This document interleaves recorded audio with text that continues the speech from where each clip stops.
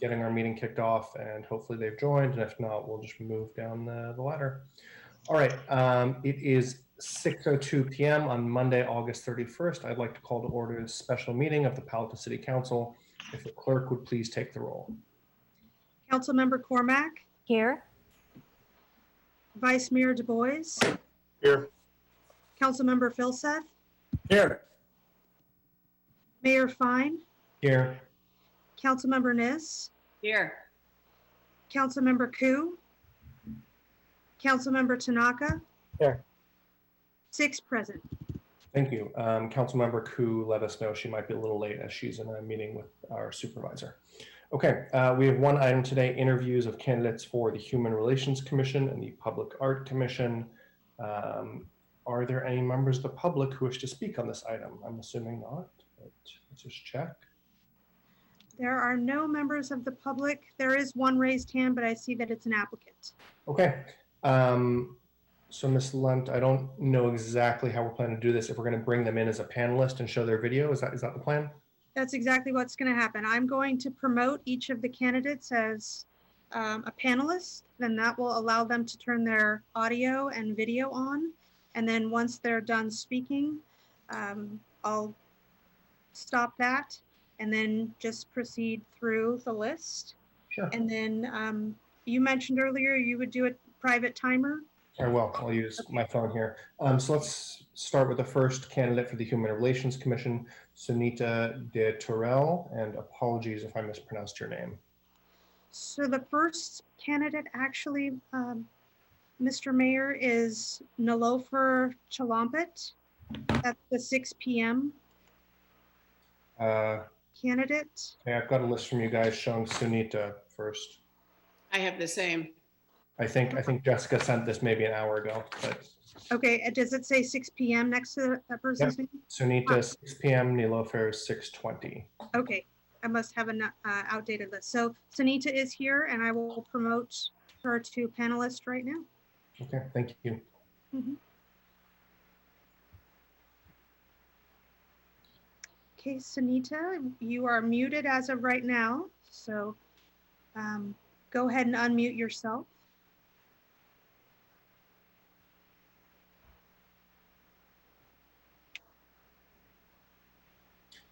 Hi, Sunita. We can't.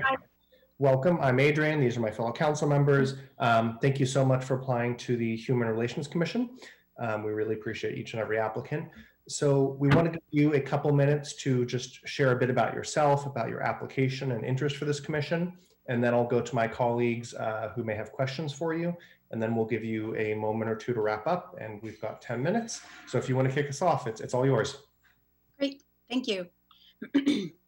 All right, to my opening statement. Good evening, council members, and thank you for this interview. My name is Sunita De Torel, and I've been living in Palo Alto for the past 14 years. Palo Alto is where I've been raising my 2 children and where I send them to school. I'm a single mom living in the downtown area, and in recent years, I've become more involved with local community efforts, such as Cool Block, including Cool Block.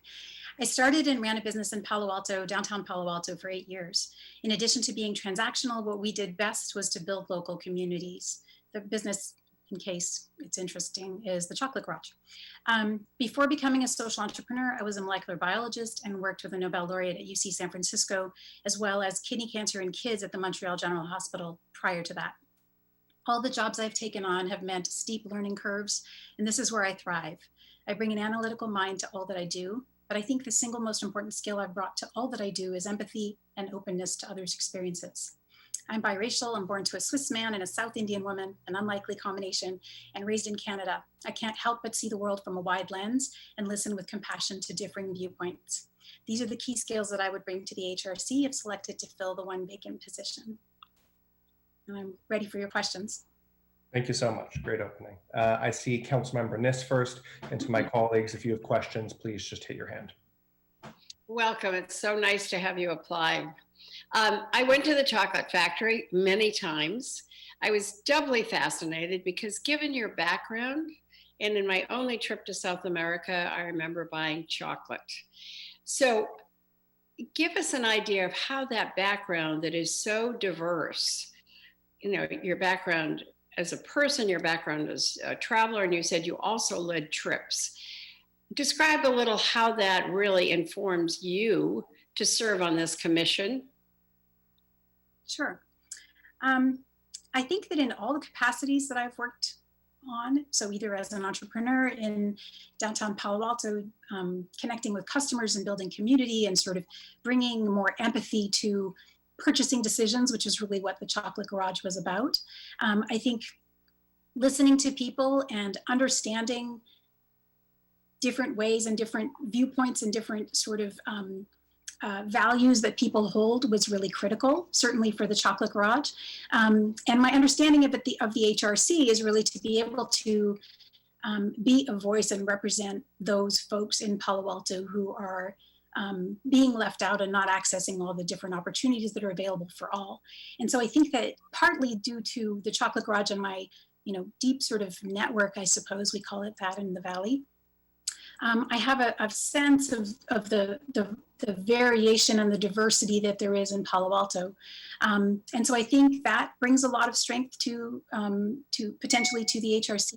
And then the background of just, the scientific research, certainly that's very, it demonstrates an ability to sort of look at different situations, look at the data, understand what the needs are in a particular community, and then try to parse all that data and come up with conclusions. So mixing those two things, the analytical as well as the being able to interact with folks and really listen and connect and bring empathy, both to patients as well as to customers at the Chocolate Garage. They were not my patients, although some of them would have said that chocolate was medicine for them.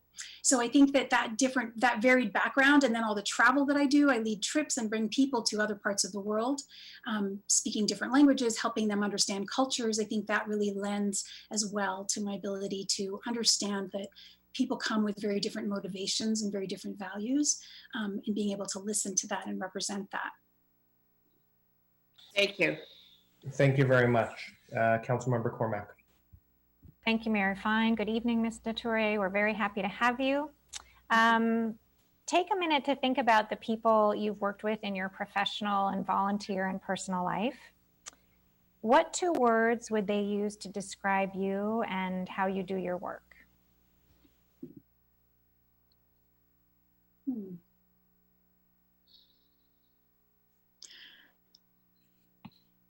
I guess I would say big-hearted and caring. That's not a single word, but that's the first word.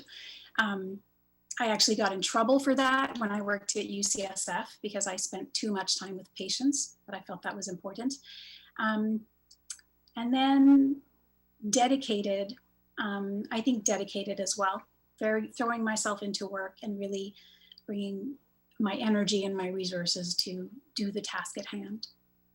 That's very helpful. Thank you. Thanks, Councilmember Cormack. Vice Mayor Du Bois. Yeah, hi. Thanks for replying. Two quick questions, I guess. One, where are you working today? And then 2, what do you think the city should do about people living in vehicles? So my business has been put on pause. I have a luxury travel business where I bring people to cocoa origins and chocolate making countries, which obviously right now has been put on pause. I canceled my trip to Vietnam just 2 weeks before we were leaving in March. So currently I'm waiting to start planning future trips. What do I think we should do, Palo Alto should do about people living in cars or vehicles, generally speaking, or just cars, RVs as well, or? Vehicles, yeah. Wow, I think that's a really good and tough question. I'm not sure I'm not sure what the solution is. I understand that there are issues of, on the one hand, for folks who are living here not in vehicles, there's issues of feelings of concern or the consequences of people living in their cars and potentially leaving behind things. I live in downtown, and there used to be somebody living in the downtown library parking lot that I was very familiar with and would see. So I understand that point of view, but I also think that I definitely understand how difficult it is to live in this area. And I think that I personally know some of my ex-customers who are right now just getting by with makeshift jobs at Stanford and living in I know one woman who's living in her car. She's a lovely woman. She contributes in beautiful ways and is a wonderful member of the community and can't pay her rent anymore. So I actually can't give you an answer as to what we need to do because I haven't thought about it enough, but I feel like it's something that's quite complex, and I think that there's probably a way to find a way for different sides to be addressed, for people to be able to try to make a go and live in a place that's actually pretty safe to live, even if you're in your vehicle, compared to maybe other parts of the Bay Area. But then also sort of figure out how do we make that not impactful or disturbing, I suppose, to folks who feel unsafe if there's people living in their cars. So I guess it's a non-answer, but I think it's probably a pretty tough one. It is a tough question, so thank you. Interesting to hear how you thought about it. Thank you very much. Councilmember Tanaka. Yeah, Sunita, thank you for applying. I love your entrepreneurial background. So as you probably know, with COVID-19, there's been pretty big impacts downtown with retailers and restaurants. And given that you were a retail business with the Chocolate Garage, what is your thoughts about how do we handle this devastation that's going on in the small business community, right? So many of these restaurants and retailers are closing, right, forever, right? And the city's struggling to try to keep these guys afloat, and we have this big issue between the closed University Avenue Street and then the side streets, and there's a lot of angst over this. What's your thoughts about this? I'd love to get your take from a retailer. A previous retailer, a former retailer, I guess. Another easy question, thank you. I'll be honest, when all this happened, part of me was really grateful that I closed my business in the end of 2018, because I don't know how a business that doesn't do online or majority online is supposed to get by right now. Rents are incredibly expensive, and overhead and operating costs and all the employees. I mean, it's a really, really difficult situation that's been somewhat alleviated by some of the state and governmental supports for folks whose businesses have had to close temporarily. Honestly, I think this is a much bigger problem than COVID. I think this has been a real challenge. And if you look at the past 10, 15 years and what's happened to small business in Palo Alto, it's mostly gone. I mean, we don't have very many mom and pop stores anymore. I think COVID is in many ways just sort of accelerating and really exposing what already was problematic. If you look at all the new stores coming in, I mean, I guess I'm not super optimistic, having been a small business owner. The new stores coming in are chains, they're ones who can afford to operate in Palo Alto. So I guess I'm really thinking from a very small business point of view. For the medium-sized businesses, I don't know. I mean, if it were possible to, I wish we could see this on a larger level, to sort of alleviate the duty to pay rent and somehow pass that on also to the property owners in terms of like mortgages. I mean, this is a much bigger thing that's not really a Palo Alto specific sort of legislation, but I wish that had happened even at the state level, so that these small businesses can kind of hang on and get the support they need, both for their own overhead as well as for their employees. But I don't know, I don't think that's in the purview of the city. I don't actually necessarily understand how the government works in that sense, but those are things I would hope would happen. But I think this is a very big problem, and I think it's again, like I said, I'm not super optimistic, maybe because I had a small business for many years and poured my heart into it and then eventually shuttered it because I couldn't see getting to the place where it was sustainable. So thank you very much for all those answers, and to my colleagues for the questions. We're up at 10 minutes. If you just have kind of one thing you'd like to leave us with. Sure, I have a quick closing statement that I wrote. So in addition, as I said, to bringing an analytic mind and a high emotional quotient to the table, I believe my multicultural background, as I mentioned, languages are helpful in understanding people's concerns. It seems the Human Relations Commission is tasked to act on matters when the Commission finds that any person or group does not benefit fully from opportunities meant for all or is unfairly treated due to various factors. I see that there's a kinder and more inclusive ways that are blossoming these days, especially in our local youth at a national scale as well as locally. And I think we need to include, involve, and listen to our youth and engage them in the problems that they will inherit. I think that would be a great strength. And I would bring that to the table by particularly working with listening to youth. I believe our cultural diversity is another strength in Palo Alto and ought to be listened to as well. And if appointed to the HRC, I'll work hard to listen to all voices and make sure that we're serving our entire diverse and varied communities here in Palo Alto. And I thank you for your consideration. And I hope my answers weren't too long, but I feel they were complicated and merited some extra words and thoughts. Complicated issues. So we appreciate your thought and answers. Sunita, thank you so much for your application. Thanks for spending a couple minutes with us here. And we wish you all the best of luck. Thank you again. Kim, if we could bring in Paula Rugg, please. Perfect. Rugg has been promoted to a panelist. So Paula, we see you there. If you could just turn your video and I see that you're unmuted. Okay, here you go. Oops. Great. Let me get Okay. There we go. Welcome. Hi. Hi, Paula. Nice to see you after many years. Yes, hi. Anyways, thank you so much for applying to the Human Relations Commission. We really appreciate your interest in being here with us tonight. Wanted to give you a couple of minutes to share a bit about yourself and your interest in this commission, and then we'll go to the council for some questions. Sound good? Yes, absolutely. Good evening. Like you, I appreciate our quality of life in Palo Alto. Like you, I know that our quality of life is a product created by citizens who participate in its governance. For years, I watched council meetings, attended neighborhood and citywide events, noting the issues and desires of council and fellow citizens. As a school principal for 23 years at large, diverse schools, I dealt with similar type issues and was always thinking, wow, I should be helping here in Palo Alto. I'm now retired and ready to roll up my sleeves and participate. I can bring people together to achieve mutual goals, and the mission of the HRC really resonates with me. Today's big issues, police reform, racism, homelessness, need addressing. I support the steps you are taking and want to join you and contribute in continuing the work. So thank you for the opportunity to have this interview. In case you haven't read my application, I've lived in Palo Alto for 30 years. I own a home in Midtown, and my son graduated from Gunn High School. So I'm here willing to work if you would like me.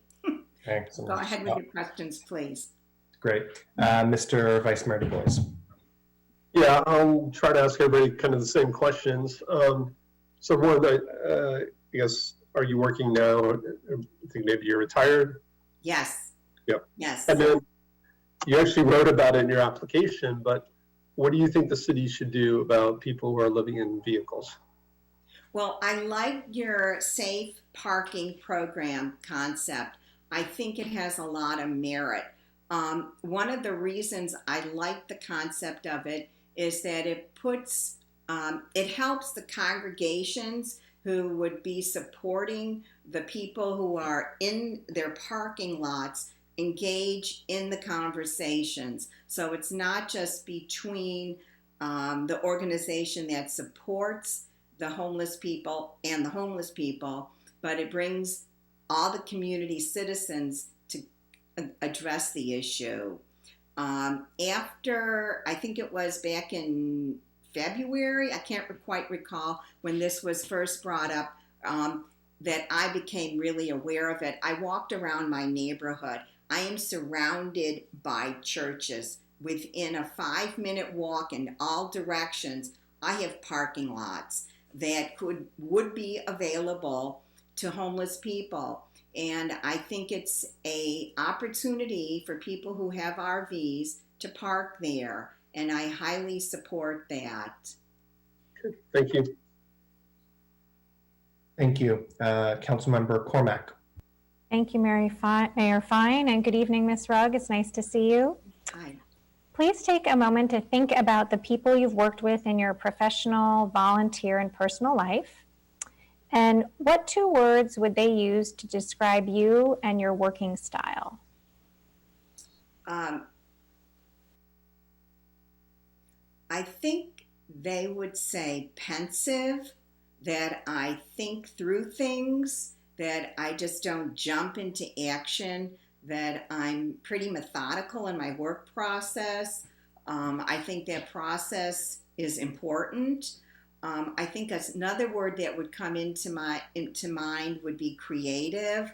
I try to always generate a lot of ideas, think out of the box, and why is this a good idea? Why isn't? And look at it from a variety of different lenses.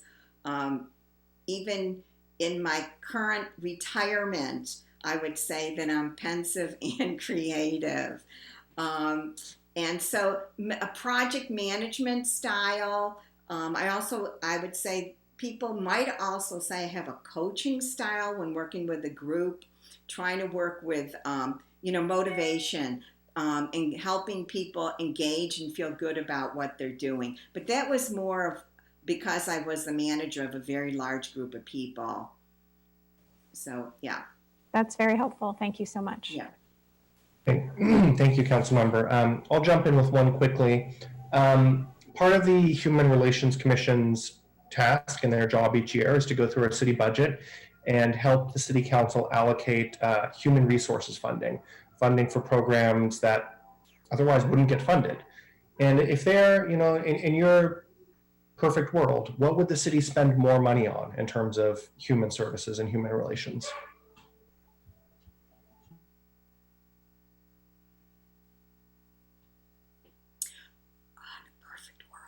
In a perfect world, would be able to address all the needs that we have. And I'm not 100% certain I can prioritize at the moment which would come on top.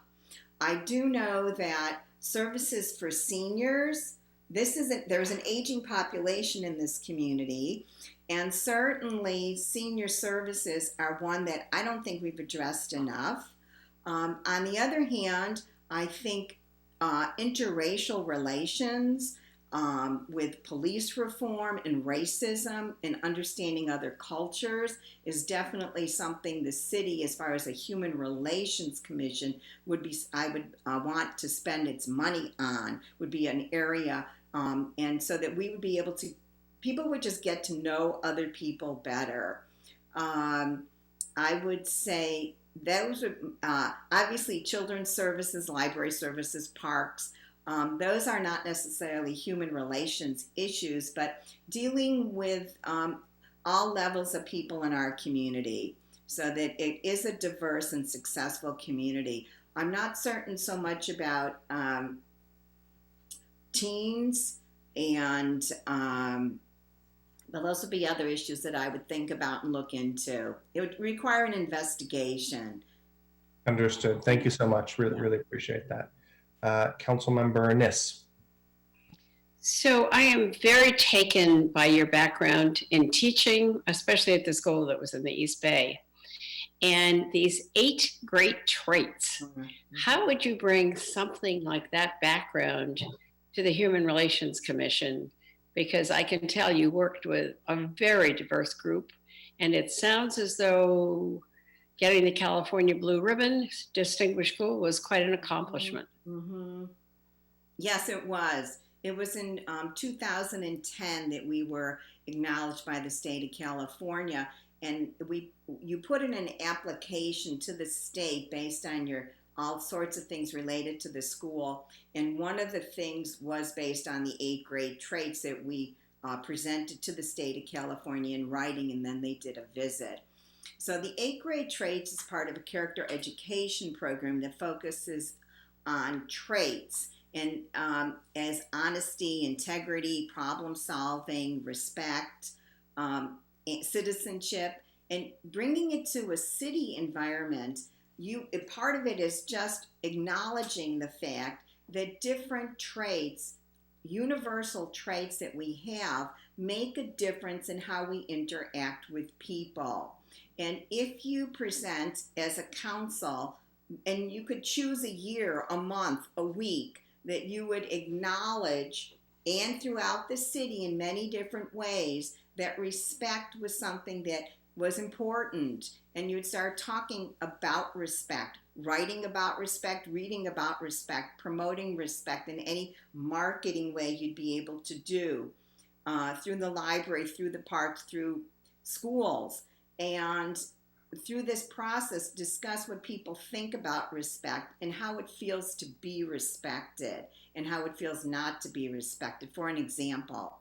And then you'd move on to the next trait, and constantly going back and using these characteristics, whatever you would define as important for the community, for yourself, for the committee, or the community would define as such, would be that you would refocus on them and put them at the forefront of every meeting that you have. You would be seeing the world through that lens, and you'd also make a commitment. One of the things we did on the campus was every year we started the year by discussing them throughout the school. I would go around to each classroom, and one year I had 24 classrooms on my campus. It was a big school.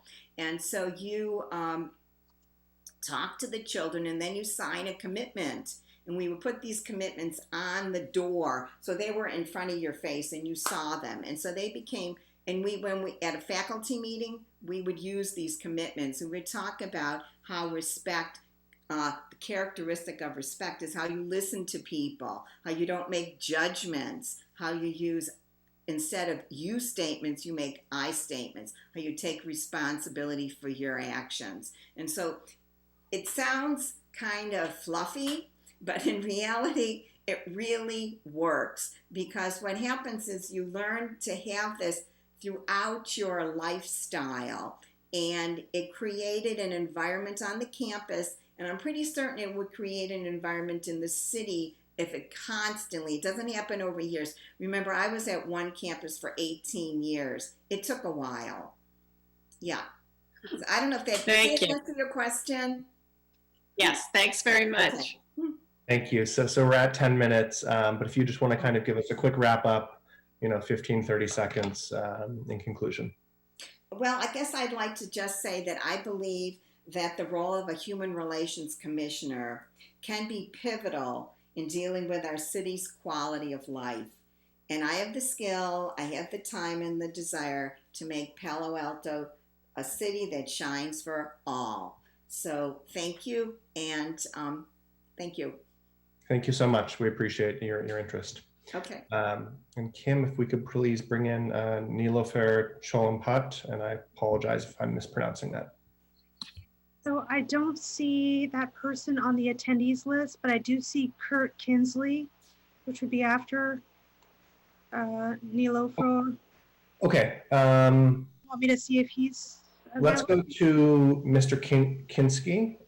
It's right on time for his interview.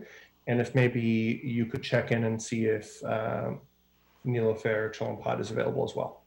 You got it. Thank you.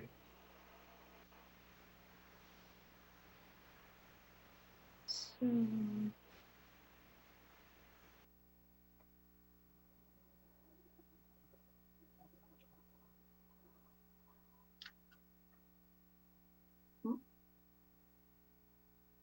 Mr. Kinski, what looks like you've unmuted yourself, which is great. And there's your, we just need your video if you could, please.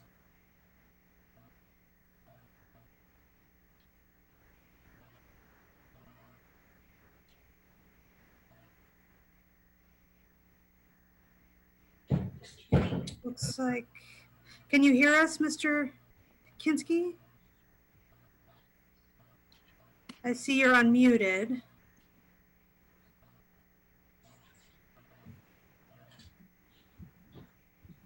Does anyone hear anything? I don't. Mr. Kinski, you're unmuted in Zoom, but you may be muted on your phone or computer.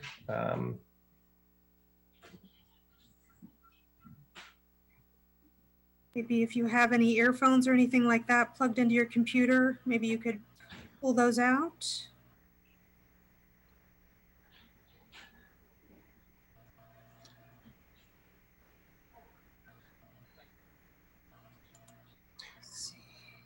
Do we have chat enabled here to maybe?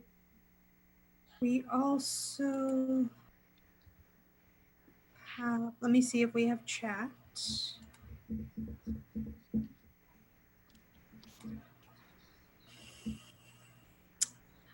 I see that Sophia Fojas is also present if we want to give Mr. Kinski a chance to work out his technological kinks. Sure. If you like Let's do that. Sophia, if you'd be willing to step up by 20 minutes or so, we'd appreciate it. You can step off 10 minutes earlier then. And Kim, if we could enable chat and maybe chat with Mr. Kinski, that might help. Okay. Want me out of here? All right. Sophia, welcome. I'm Adrian. These are my colleagues on the council. Thank you so much for your interest in the Human Relations Commission, and thanks for spending a Monday night with us for a short time. Sure. There's Mr. Kinski. Let's keep on going with Sophia for a minute, and Mr. Kinski will get to you in about 10 minutes, if that's okay. Sorry about the delay, but thank you for agreeing. So Sophia, again, thank you again for applying. We really appreciate it. It would be great if you could give us a quick rundown about your background and your interest in this commission, and then we'll go around with some questions to my fellow council members for you. Okay. So thank you, City Council members and Mayor Fine, for the opportunity to come before you to talk about a position on the Human Relations Commission. I've become increasingly interested in serving my community and see a place on the commission as a vehicle for that engagement. I've lived in Palo Alto for 8 years in the Ventura neighborhood. I'm a mixed race child of immigrants who was actually born in Honolulu, and so I come from a place that really defines cultural diversity. I'm a veteran teacher, educator in K-12 public education, and have worked across agencies in my work, particularly in the arts. I'm a professional violinist and violist and played in the Stockton, in fact, continue to play in the Stockton Symphony as a non-regular player, but I'm also a mariachi performer and founded a program in San Francisco. I'm a servant leader, a creative thinker, a team player, and have been a mentor for leadership of others in my work. And I've done really some deep work, particularly in the last 5 years, but over the last 25 years, addressing social justice and racial equity issues through the lens of arts and culture at 3 levels: the regional, the state, and the national levels. I believe all of these components of my experience would complement the current membership on the Human Relations Commission, and I look forward to bringing my skill set and experiences to this body. Thank you very much. We really appreciate that. Kim, could we just turn off the videos of those who aren't interviewing for the moment? And we'll bring them back on in a moment. Okay, let's go to my fellow council members. If you have questions for Sophia, please hit your hand and I'll go to you. Councilmember Niss. So starting out, and I see that you've got an extensive background, certainly in education, and a background in looking at diversity and so forth. Mm-hmm. What has the Human Relations Commission done recently that you've either admired or you haven't admired? And what would you have done differently? Well, I had the opportunity to connect most recently around 8 Can't Wait and around police reform. And I've really appreciated, I happened to see and attend the webinar in which the police chief and the deputy police chief sat in with the chair of the Human Rights Commission, Reverend Smith, and discussing issues around police conduct in Palo Alto. And having been, I grew up in San Jose after moving there from Hawaii. And, you know, Palo Alto is really the center of higher education. And in my experience in, as a teacher, I always considered it really to be sort of a hub for arts and culture. And so I live in that diverse community where African Americans and repatriated Japanese internees were allowed to live. And so a great many of my my community members, my neighbors, are African American. And I do see differences in the way people are treated according to their race or ethnicity. And so it was really, I felt that the City Council Human Relations Commission and the police department were really making good faith efforts in addressing really what's become an explosive issue on the national stage. Thank you. Mm-hmm. Thank you. Vice Mayor Du Bois. Yeah, so you're currently with the county? Yeah. Commission? So I'm the new arts coordinator for the Santa Clara County Office of Education. So I come by way of, I just started my job and then COVID-19 and then schools closed. And so I've done my job entirely on Zoom. Okay, well, let me ask you a different question. Sure. What do you think the city should do about people who are living in vehicles? So I take particular interest in the issues of the unhoused. Because I've worked at 2 county offices of education, we've had the opportunity to have direct oversight over homeless and foster youth. And I think housing instability is a serious issue in California. I mean, never mind that my own sister can't move back, even with a full-time job at a higher education institution. It has become increasingly inaffordable for the average person to live in the Bay Area in particular, but in California in general. And so in looking at homelessness both in San Francisco, and then I live in a neighborhood that has many parked vehicles, it seems to me that dealing with homelessness and the unhoused, instead of looking at it as a temporary situation, which I remember when this issue came to the forefront in the 80s, it was seen as something temporary that will just provide a quick fix and it'll go away. Well, it hasn't gone away. It's been 30 or 40 years and we're still dealing with homelessness. And I think the protocols and processes around social service support for homelessness hasn't changed to meet the needs of a persistent homeless situation. And so I heard another applicant talking about finding a place, just addressing, yes, homelessness exists, it's here. How do we decriminalize it? How do we decriminalize poverty? Because it's having undue effects on the rest of our society when we cannot do targeted supports for the people that need it the most. So it is about changing the mindset and making it, developing processes and protocols around not a temporary situation that will be fixed in 3 months, but is a persistent social and economic situation in our society. Thank you. Mm-hmm. Thank you. Thank you very much. Councilmember Cormack. Thank you, Mayor Fine, and good evening, Ms. Fojas. Is that how you pronounce it? Sure. Nice to have you. Could you take a moment to think about the people you've worked with in your professional, volunteer, and personal life? Mm-hmm. Normally, they don't all listen to the questions. It sounds like you might know where I'm headed. So what 2 words would they use to describe you and your working style? Interesting you should ask that, because when I first joined the county office, all of us had to take a test to sort of see what our strengths were. But the 2 that I'll speak about today is I'm a connector. And this has played out in a very big sense while we've been online for the last 5 months. And so to be able to connect to people I haven't met and also rekindle previous relationships of people I did work with is a big deal in my line of profession. And it's also, leadership is not given to you. It's building a sense of trust and relationships with those that you serve. And so I do a lot of trust building, and so being the connector and also connecting resources and people who would otherwise not think about working with each other. It's about breaking down those silos, which we have a lot of silos in education. And so I would bring that skill to this work.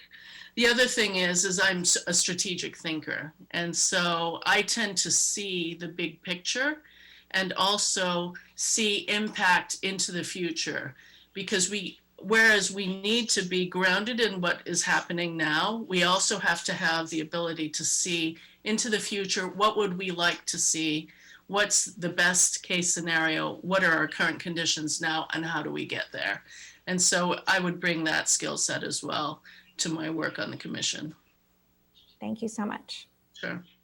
Thank you. Councilmember Tanaka. Thank you for joining us and thank you for applying. My question to you is, and you wrote about quite a bit about in your application about the police. What do you think is the best way to kind of judge the performance of our police department, let's say relative to others? Right now, Councilmember Ness and myself, we're on the ad hoc committee trying to figure out alternative models, alternative public safety models. And the big challenge is, well, how do you know what's better, right? There's certainly a lot of different varieties, right? But how do you figure out what's necessarily a better model? What are some of the metrics you could think of that would be good for us to use or look at that might help us figure this question out? So the thing that's been happening with the police over time, never mind that the root and the history of the police is one that's sort of rooted in violence and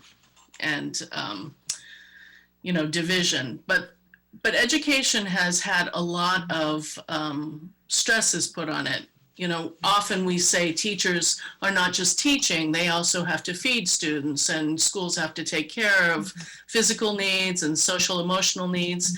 And so it's not a question of defunding the police, but pivoting so that they are about the enforcement of crimes against not so much social service crimes. I think what's happened is the police have become involved with social service issues, which hospitals and social workers and therapists might be better trained to manage.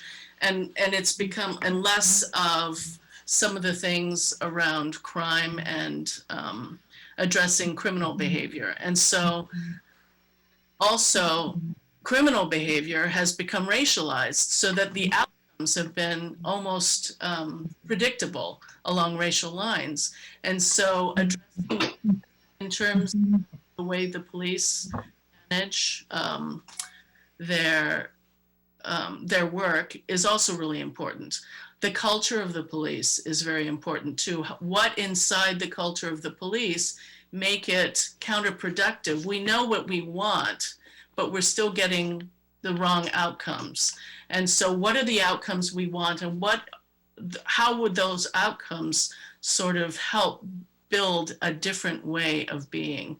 It's not just a different way of acting or different rules, but it is about the mindset at which we approach social issues, and how are the police used in the way of dealing with social issues that maybe their training runs counter to. They're not a therapeutic agency, and yet they're often called out for things that require therapeutic solutions. And so how do we look at all of our social service agencies, the fire department, hospital, police, and begin to think about, okay, where can we streamline and where can we focus the work so that the police are not put into situations where things go wrong, they're carrying a gun, things get heated. I think the whole system bears some review. So we're at time at 10 minutes. I want to thank you for your application and your interest in the commission and for spending some time with us. Do you just have one last thought you'd like to leave us with? No, just that, just in these increasingly sort of fraught times, I've felt just an increasing responsibility to address the issues that I address in schools, which are really a microcosm for a larger society, to a body that is dealing with a broader set of issues. And so I would be honored to serve on the commission in that case. Thank you so much. We really appreciate your interest in your application. Kim, if we could maybe go to Nilofar Cholampat, and again, I apologize if I'm mispronouncing that. And Mr. Kinski, thank you for your patience. We'll get to you right after this. You got it. 1 second, I will promote her.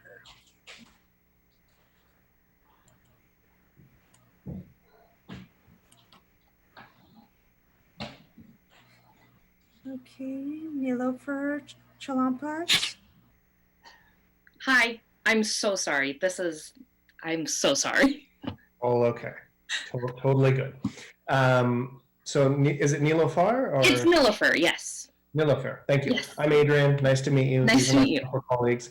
Thank you so much for your interest in the Human Relations Commission and for applying. We really appreciate that. Want to give you a couple minutes just to tell about yourself and why you're interested in this commission, and then I'll go to my colleagues for questions they may have. So please take it away. Yeah. Hello. My name is Nilofer. I have grown up here. I went to Hoover when it first started off of Charleston. And then I went to Terman, and then I went to Gunn, graduated, I went to Davis. So I've been here for a while. I did leave for a couple years, then I decided to come back because I missed it sometimes. But yeah, I kind of applied to this position on a whim. I have a few friends who work on commissions in San Jose and Cupertino, and just like the kind of conversations that we have about, what people's thought processes and like what goes on in such like what we seemingly believe to be, not necessarily impactful places, but make really impactful changes, just even if it is just citywide. So yeah, I saw the position open. I was just, I applied on a whim. I got an interview and I came late to the interview. But it's been really interesting watching, I've gone through a few of the minutes. It's really commendable how cities have been able to kind of work through this pandemic. I think just in general communication towards for testing and things like that. I have a background, I got my master's in public health. So, health literacy and communication is really important to me. And I want to say it's been really cool watching the city of Palo Alto be able to communicate through Instagram and through Twitter and all the places to, get the word out about testing and or the library or the fire situation. So yeah, that's me. Awesome. I've worked on commissions before. I did a few commissions in Davis when I was an undergrad. So yeah, government is a very fascinating place to me. Great. Thank you so much. Sure. Councilmember Philseth. Evening. Thanks for applying and doing this with us tonight. My pleasure. I'm really interested in your thoughts on, you talked about healthcare literacy. Yeah. So how do you see that applying to Palo Alto? Obviously COVID, is one aspect of it, but that's going to go away at some point or other. Yeah. So more broadly, how do you think that would fit here? Yeah, absolutely. I think, I would say in general, I think, when I was doing my master's, I finished my master's 2 years ago, but the big topic then was, rural health and telecommunication and telehealth. And I think this pandemic really showed that how important telehealth is. And I think, I even go to Palo Alto Medical Foundation and I have to go through a telehealth appointment. So I think, and I think also this pandemic has really enlightened people to the fact that public health, what that means. It's not just for the people with insurance. It's not just for the people that are wealthy enough to be able to go to a hospital. So I think broadly, I think the importance is just making sure people are aware that your city can provide healthcare, even if it does take longer, if there's lines and you have to go through things. There are barriers to access, but it doesn't mean that your city doesn't provide a certain amount of care. So yeah, I think broadly it's important that we, obviously fund healthcare and work on getting the word out for our most vulnerable populations. Thank you very much, Vice Mayor Du Bois. Yeah, two quick questions for you. Can you tell us about your current job? Mm-hmm. And second, what do you think the city should do about people living in vehicles? Ooh, excellent question. Yes, my current job, I work at a health tech startup in it was based in San Mateo. Now we're just kind of everywhere. We kind of do clinical trials, but with wearables. And so a lot of pharmaceutical companies will outsource and ask us to run studies and trials based on a certain, disease effort or whatever.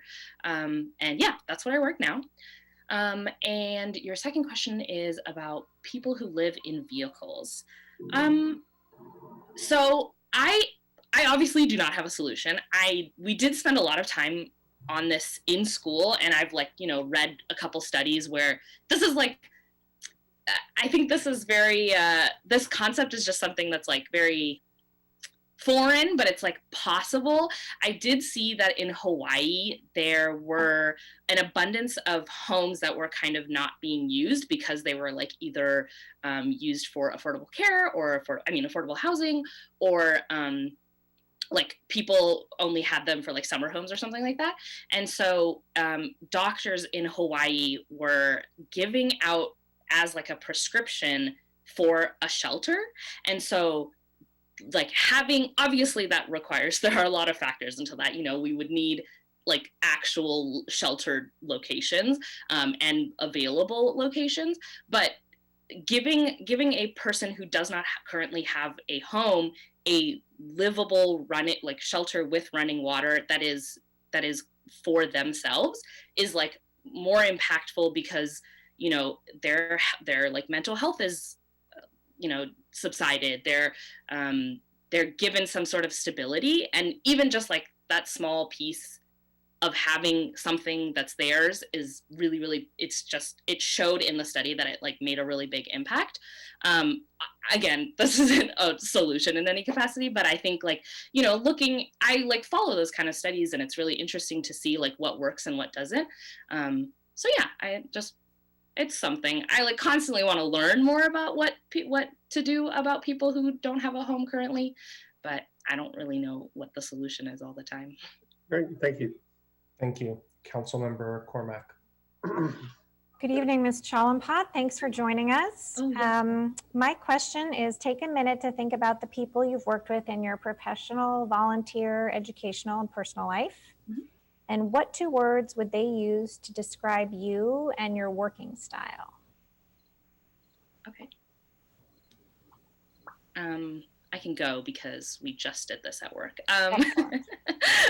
I think one would be, I really value collaboration.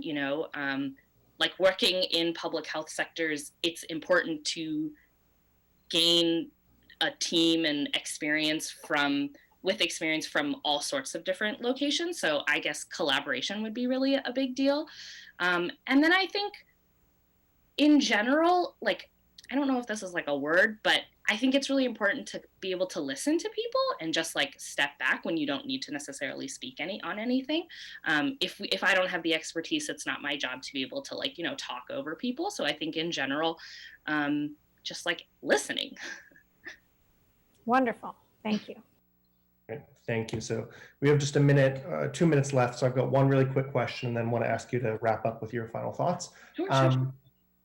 This is kind of odd, but in terms of listening, who do you think gets listened to the most in Palo Alto, and who gets listened to the least? Ooh, excellent question. To me, as an outsider, it feels like people who have a certain amount of power and or people who pay the most in property taxes, who are just the wealthiest. So I think those are the people that get listened to the most. I think in my interactions of people who live in Palo Alto, I would say, going back to the question about people living in vehicles, the people living in vehicles or the people living on the street, I think, yeah. Nice, thank you.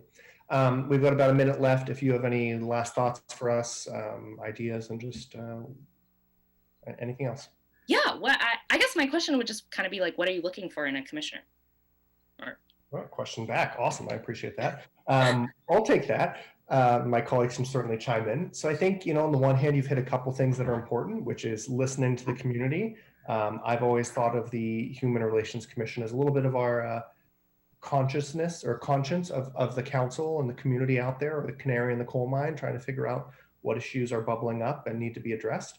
But we also need folks who really understand the very specific and important role that the HRC plays in terms of helping the city council and the city staff decide where we should spend certain funds on programs such as helping the blind or helping seniors or helping youth, and trying to figure out where that balance is. And on a year-to-year basis, that might change. I don't know if any of my colleagues have a different take, but those are the two things I've always appreciated. If you want to jump in, folks, go for it. Yeah, I'd second the second thing that you just said. The thing you got to understand is, and be prepared for, is that, there's way more good things to spend money on than there is money to go around, and that's tough. I mean, that's a challenge for folks. Right? Yeah. You got to have a certain fortitude to be able to do that. So congratulations. That's well said, Councilmember Filseth. There's certainly more issues we'd love to put more resources towards than we have. So I want to thank you again for your application. Really appreciate it. Thank you for your patience. I'm so sorry. No worries at all. But thanks again. We really appreciate it. Have a good one. You too. All right, I think we're on to Kurt Kinski. Mr. Kinski, my apologies that we delayed you a little bit. Really appreciate your patience. Certainly no issues from my end. I think you have to actually start my video. Okay, Kim, if we can help. Or somebody can. And I'm hoping it'll work. If I should be so fortunate as to get on the commission, I'll obviously have to upgrade my video. The ins and outs of Zoom nowadays. Indeed. Let's give you a minute to see if we can get that started. She's asked me to start my video. I'm starting. Come on, come to life, please. It's looking like the video is trying to come in. Okay, there we go. It'll be scratchy, but let's see if there we go. Good enough. Great. Nice to meet you. I'm Adrian. Thank you Pleasure. so much for applying to the Human Relations Commission here. These are my colleagues all around me. Just want to give you, we've got 10 minutes, so it'd be great if you could tell us a bit about your background and your interest in this commission. And then I'm going to go to my colleagues if they have any questions for you. Sound good? Thank you. Yes. In terms of my background and my interest in the commission, I don't really, in terms of the interest, have much to offer that's different than the 4 or 5 other applicants whom I've very much enjoyed listening to their presentations, a very diverse and interesting group. I think we're all motivated by a very similar instance, which is today's kind of fraught circumstances, and that it's no longer a time to be sitting on the sidelines. It's actually, as I wrote in my application, now is now. It's time to take some action and become integrally and intimately involved in my community. I've lived in Palo Alto for 10 years. I've observed, I've watched, I've voted, I've participated with a very small case P. But today's world and the issues that we're confronting, whether they're budget, social, human, they deserve more of my attention than sitting on the sidelines. In terms of my background, I'm a international tax partner with Ernst & Young, a Big 4 accounting firm. I had the great fortune in my career to live and work in 7 different countries. I operated from our Amsterdam, Milan, London, Paris, Shanghai, Hong Kong, Chicago, San Jose, and now San Francisco offices. I've had the great fortune to be a member of diverse teams and lead diverse teams in that aspect of my career. And I'd like to actually bring some of the things that I've learned in my professional career to bear on the commission and my participation as a more active member of the Palo Alto community. Thank you so much. Really appreciate that. Councilmember Niss. What a perfect entree. As you said, you'd like to bring some of that experience, professionalism with you. You have an extensive background in other countries. How would you bring that to the Human Relations Commission? And what have you seen in other countries that you think we might learn from and benefit from knowing about? Actually, what I've seen in other countries is a more non-hierarchical approach to things. And if Councilmember McCormick had asked me the question, that would have been one of the adjectives that I would have Please described to tell us myself. It's coming. You Okay. just wait. It's coming. Okay, well then this may be a little bit redundant, and that is that, I mean, we have to be, and sometimes these words lose meaning because they're used quite often. We have to be inclusive. We have to listen to everyone's ideas. We have to weight them. We have to understand where they come from and the rationality and the objectivity and the practicality behind everyone's ideas. But we have to listen, and we have to avoid a hierarchy where, at least in my professional background, I'm at the top of that hierarchy, and yet throughout my entire career, I've never thought that I was somehow blessed with the wisdom of Solomon, that some junior couldn't know more than I know, because they certainly can. And today's world, many people that are coming directly out of school right now know a great deal more in terms of technology and use of technology and actually application of law and regulations than perhaps a crusty curmudgeon such as myself does. But the point is to be non-hierarchical. The point is to listen, to observe, to try and capture as many inputs as possible, weight them, organize them, decide their applicability from both a practicality point of view and in the context of the commission, a human relations point of view, and then take action on them. So non-hierarchical would be the one thing I think we can learn from other cultures and take that to heart. Thank you. Thank you. Councilmember Cormack, you're up.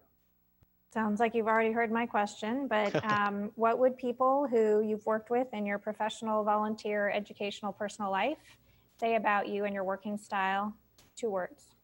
So the second Roughly. word, if I can if I can already say that the non-hierarchical or inclusive has been covered, would be decisive. I take actions. Now, many times those actions are appropriate and correct and proper. Sometimes they're not. Sometimes I make mistakes, and then we have to be able to quickly adapt and learn from those mistakes and change and pivot in a different direction. I think it's important, however, to be decisive, to take action. I don't want to be Hamlet. I've never wanted to be Hamlet and sit and ponder and ultimately not take any action. So I'd rather take an action that perhaps ultimately is proven wrong or incorrect, and hopefully in the context of the Human Relations Commission, how it's proven wrong and how it's proven inappropriate would be in a positive way, not an inappropriate way. But learn from that mistake and then pivot in learning from it to doing something else, something different, something closer to right and something closer to appropriate. And is that what people would say about you, or is that what Yes. you say about yourself? Okay. No, that's great. what I'm, I think that my colleagues would say decisive almost to a fault is a very appropriate word, adjective for myself. Thank you so much. Thank you. Councilmember Filseth. Yeah, you said in your application that you commented that there's been some internal conflict on the HRC and some disagreement about diversity in society and so forth. You know, how would you approach that on the HRC? How would I approach the? You said there's some conflict on the HRC and there's a lack of confidence in the workings of the commission. So how would you approach that? I think actually in the context of what happened in January and some of the public reporting about what took place in the decision around who would be the chair of the commission, et cetera, showed that there was some conflict. How would I go about kind of mitigating that conflict? I would try and take everyone's views into account and make a decisive action accordingly. How would I re-engender the trust of the public in the commission? Again, I think it has something to do with taking actions that the public can actually see as that decision has been made. Now let's move forward, implement that decision, see if it works, and if not, pivot. But I think when I wrote that the public attitude towards the workings of the commission is perhaps neutral to negative at this point, it has something to do with, is the commission actually taking enough action? Is it really driving and making change in our community? Or is it, at least pursuant to what took place earlier this year, more focused on its internal dynamics and the interactions between commission members? Thank you. Councilmember Tanaka. So I think Kurt, you have a very interesting background. I like how you lived in different parts of the world. I'll ask you a question that I asked someone before, so you might have heard it, which is, how do you figure out whether the police department, like our police department, is performing well versus others? Like, how do you, it seems like you have a very analytical background, especially given that you're in a tax profession. How would you figure out, like, maybe we have the world's best police department, or maybe it needs a lot of reform? How would you figure that out? What metrics would you use? What would the process be? Well, I think it's quite clear that the KPIs for an effective police department have changed. It's no longer arrest records or convictions or things along those lines. Sure, those are important. Those are important in the context of what we would classically identify as crime and criminality. But I think what's happened of late and what's clearly risen to the top is the social interaction. It's the community policing. It's the community engagement. One of the previous candidates talked to very well spoken, talked to the social change and the necessity for having a police department that is engaged more in its community. And I think we need to set up a different set of measures and a different set of performance indicators to show community engagement. I'm not saying I have those at hand. I'm not a criminologist, but I am someone who would be interested in working with someone who has greater expertise in that area to kind of define what those metrics for social engagement would be. Because clearly, across the board, across the United States, attitudes are hardening against or for the blue.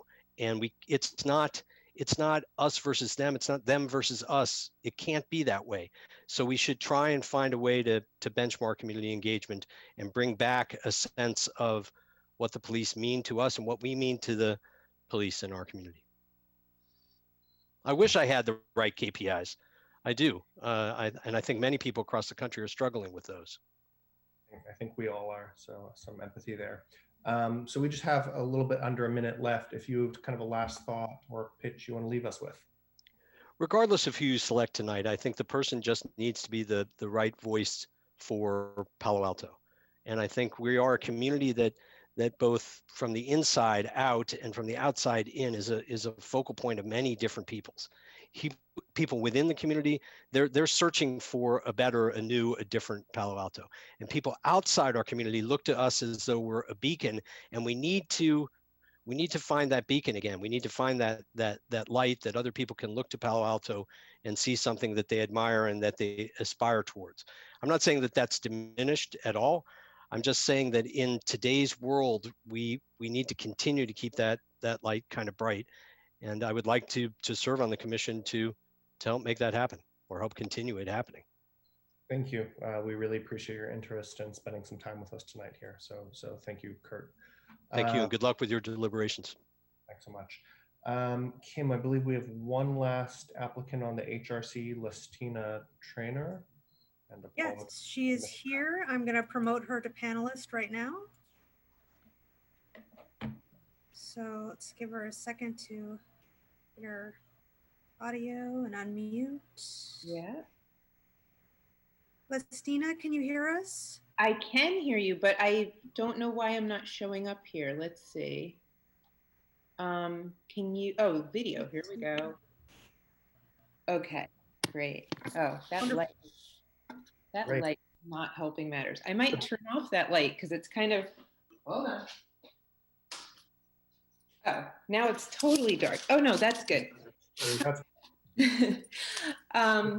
So my name is Listina Trainer, and I moved to Palo Alto a year ago in August, right in time for a plague. I moved here so that my son could enroll in 7th grade. So I think it was like the 13th of August that we arrived, and he started at JLS, and then spring break time came around and school stopped. So anyway, I'm a native New Yorker. I was born in Manhattan, and then I was raised my entire childhood in Scarsdale, New York, which is a community, as far as school systems go, pretty similar to Palo Alto. We've always ranked within the top 10 in the nation in terms of academics. Out of my class of 400 kids in high school, 2 went to not a four-year college, and the rest of us went to Ivy League schools. I didn't get into Ivy League school. I went to Boston College, but it's like really up there academically. And I'm so grateful that that's all I knew. So it wasn't like a big struggle for me, like what to do. I just went off to college and I went off to law school, like lots of my classmates. The one thing that really differentiated me from the rest of my classmates, a lot of whom I'm still in touch with today, is that I was Black and most of my classmates were white. And at one point, thinking back, New York Magazine did sort of a racist cover story called The Japanning of Scarsdale, because lots of Japanese people were moving over to work at IBM because we were the center of tech in, you know, that area when we had IBM.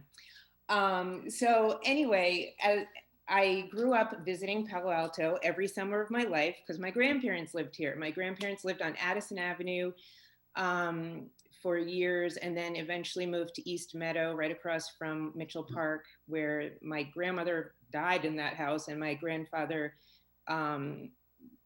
moved to Lytton Gardens, but was only there for a short time before he passed away. They were both late in their 90s and loved living in Palo Alto. And so, of course, I loved visiting Palo Alto my whole life. And my mother lives here now.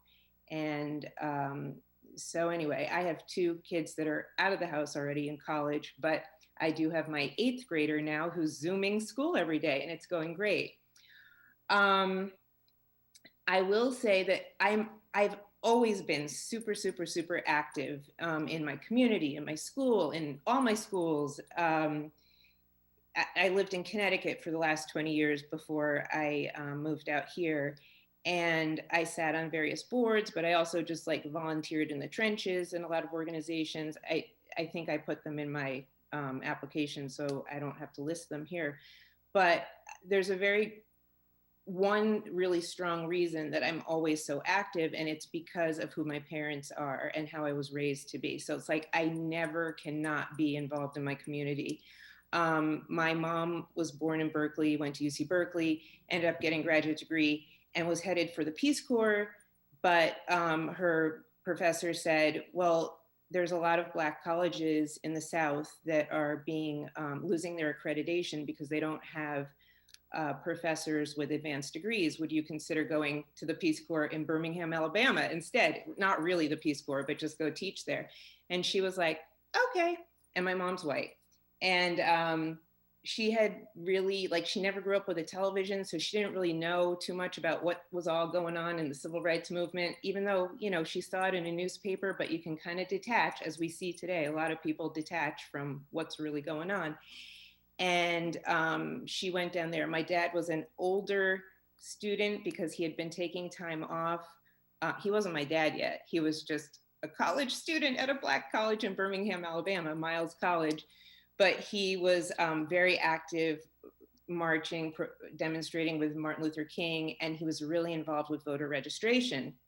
So long story short, my parents ended up scandalously finding each other, and they quickly had to leave the South because the Ku Klux Klan, my dad was on their radar big time, and it was very dangerous. And my mom had to drive their VW Bug north of the Mason-Dixon line, and my dad had to take Greyhound bus before they could together end up in New York together.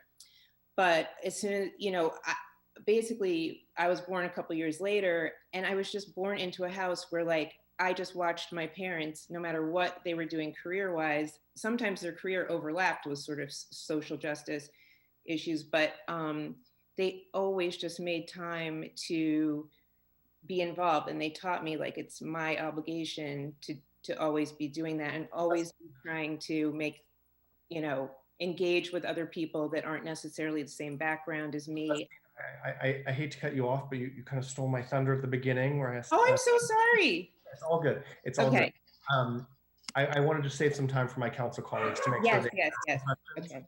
And then we'll leave you a minute or two to wrap up at the end. And I apologize for my darn dog. It's so funny because my dog just heard that, and I'm looking at him like, don't start. Councilmember Niss. Well, I think you have kind of summed up your motivation, your background, and so forth. But there are a couple of things that I can see are absolutely very straightforward. Um, and particularly since you're applying to the HRC, I'm looking at Connecticut Against Gun Violence, founding member March for Change, and so forth. Talk a little about that and what that would add to the HRC. Well, I stumbled upon that because where I was living in Connecticut was Reading, Connecticut at that time, right next to Newtown. So I had literally just driven my kids to school and dropped them off when I started hearing some report on the radio. And it's like I was sitting in my car for the next 2 hours, just like could not believe what I was hearing was happening. And okay. And so I ended up just becoming like an activist. You know, I was like, what can I do? So I met with some people at the Westport, Deacon, can you please? Sorry. I met with some people at the Westport Library. It was so grassroots, organic. We just sort of said, like, what can we do? We have to like march on the Capitol. And we just started organizing.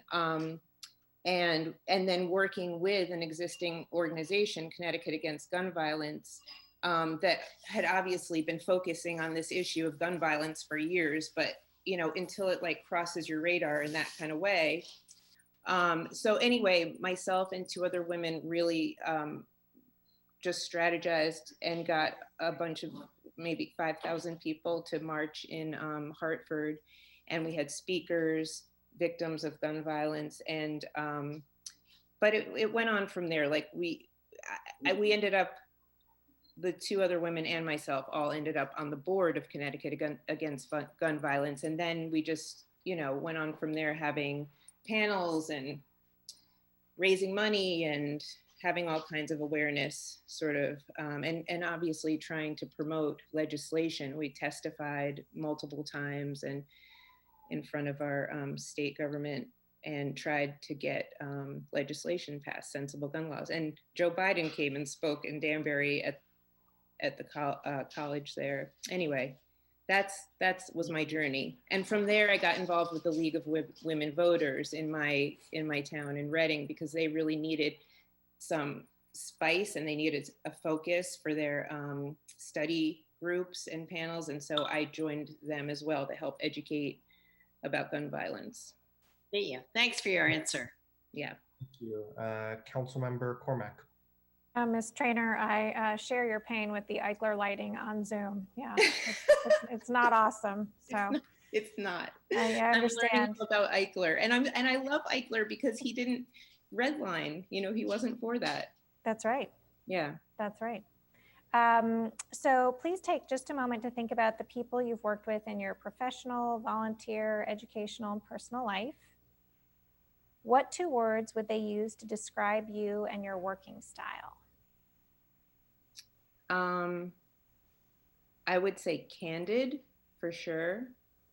I'm probably not the best at strategizing about how I'm going to couch something or whatever. I really do feel like I speak from my true thoughts. And the other word might be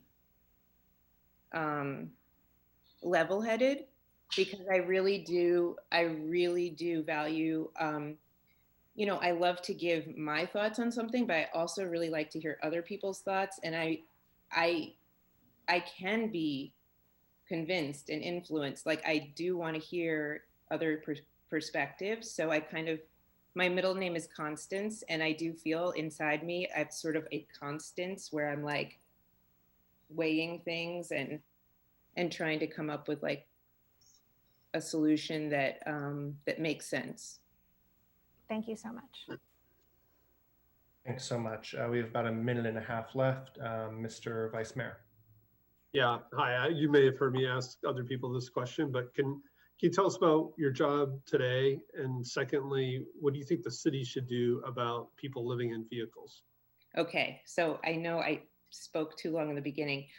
So my job today is I'm in between jobs in a way. I am not a member of the California Bar, and before COVID, my plan was, okay, I'm going to move out to California, be near my mom, get my son settled into school. Once he's in school, I'll start studying for the California Bar. But that all sort of changed. So I'm fortunate that it wasn't a desperate situation where I had to get right back to work. And I also have been really busy helping my mom sort out the estate of her sister. So I'm working with a local attorney here in Palo Alto, and that's been actually really fun for me. But the other part of your question was? What do you think the city should do about people living in vehicles? Okay, so that is like fascinating to me. That is something that I don't remember from when I used to visit all the time and see my grandparents. I don't think that was happening then. But yeah, it blows my mind, actually, the more I've heard about that from local people, and understanding that so many of these people are actually employed, and it's not like, I wouldn't say they're homeless in the sense of like living on the street. It just seems pretty baffling to me. But one thing in terms of housing, I've noticed that San Jose is doing something with tiny houses that looks really interesting to me. Building these tiny houses so that, I guess those are more for people that are actually living on the street. But one thing is, like, I walk down at Shoreline all the time, and I see all the construction going on by Google, and I think to myself, like, Google's making so much money and they're doing so much construction. Like, can't they build some tiny houses, or can there be like a local competition? Like, who can build some, it might, that's just so like off the top of my head, but it has crossed my mind when I'm walking and just thinking about sort of the disparity. Like, you have all these camper vans parked in front of these amazing construction projects going on. There could be maybe some kind of project that would benefit everyone. Thank you. Thank you. So we're at 10 minutes. I just want to thank you for your application, your interest in the HRC. We really appreciate Thanks so much. Speaking up. So thank you so much. Hope you have a nice evening. Thanks. Kim, I think that completes all of our HRC applicants. Is that correct? That is correct. We have 4 applicants for the Public Art Commission, and I see Marilyn Gottlieb Roberts is present, so I'm going to promote her to a panelist. Can I ask a question first? Sure. Hey, Kim, there was a gentleman named Morales who was originally on the list. Is he not, did he withdraw? I believe so. Let me pull up the staff report. 1 second. It was crossed That off. was in an email. It was crossed off? Okay. Yeah. We got an email. All right, thanks. And the email with the agenda said that he'd withdrawn. Okay. Too bad. I liked his application. Marilyn, welcome. I'm Adrian. Thank you so much for applying to the Public Art Commission. We really appreciate your interest and spending some time with us tonight. We'd like to hear a couple of minutes just about your background and why you've applied for the commission. And then I'm going to open it up to my colleagues for some questions. Sound good? Okay, good. Well, thank you for inviting me. And I'd like to mention 2 activities of the PAC that are especially interesting to me. One of them is the Foraging Islands watershed sculpture in Baylands, and the PAC's integration of private or commercial interest with those of public culture. I think that's really interesting and important, and they seem to be pushing ahead with it. If I was selected for the commission and if it matches their priorities, there are a couple of things that I think I'd really enjoy taking on outside the meetings. I'm an experienced professor of art and would like to work with organizations like the Cupperly Art Studio program. I don't know, I didn't mention I'm a working artist, so I'm not sure that they have other artists on the panel now, but I'd be interested in putting that and my experience as a professor of art to work. I'd also like to work with the library. I've noticed they've only got 2 public art books there, and they're both really good, but it's only 2, and neither one of them are available now. So I'd like to see that their list expanded, and I'd like to see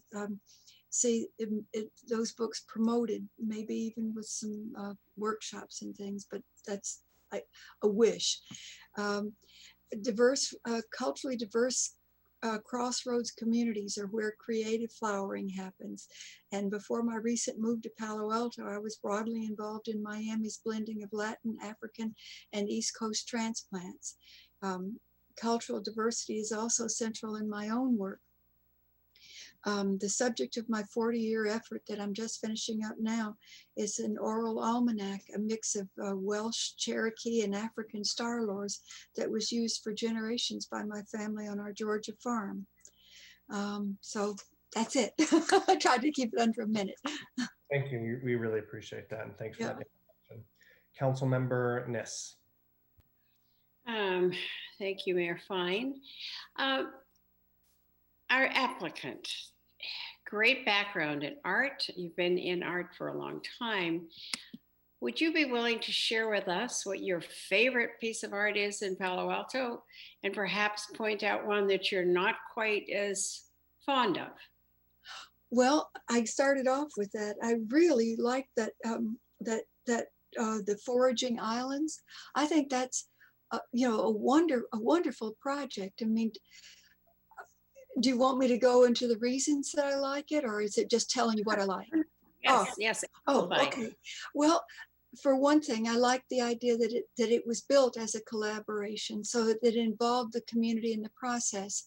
And with, as you all know, with art, it's always a problem of getting the community involved and interested. Oh gosh, okay, here I go. Our whole idea of public art, at least in this culture, really starts with the Greeks. And one of the things that the classical Greeks wanted for all of their citizens, that didn't include women and that didn't include the slaves, but their citizens, they wanted them to be able to think beautiful thoughts. And they felt that unless they were surrounded by beauty, it would be very hard to think beautiful thoughts. So beauty isn't just marble statuary. Beauty is seeing a wilderness area come back to life, and to see homes for the animals happening instead of being destroyed, yay. So I love that. One I'm not crazy about, I'm not real crazy about the Bruce Beasley piece. It's maybe because, it's a good idea, but the sighting of it,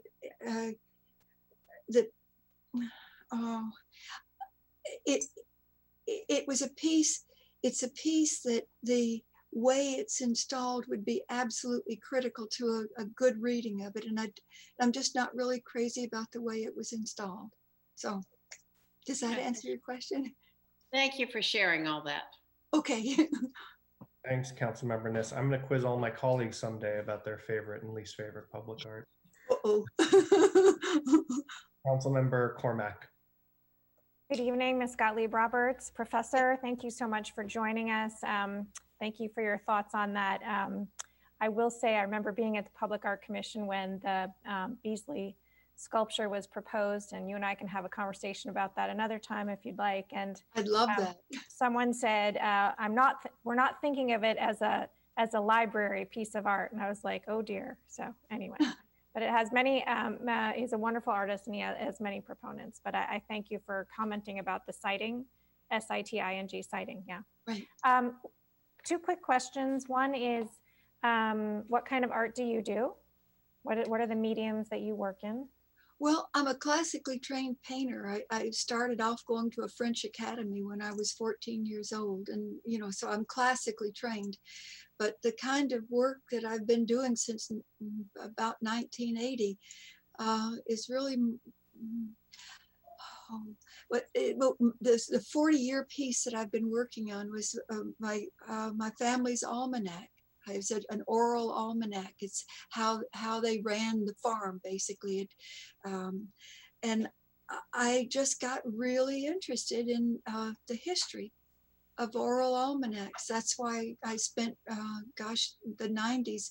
The first 10 years I was teaching in the winter and spring, and then in the summer I would group all my classes together, and I spent all summer in Mali and in Senegal with pastoral nomads, letting them teach me about how they see the stars.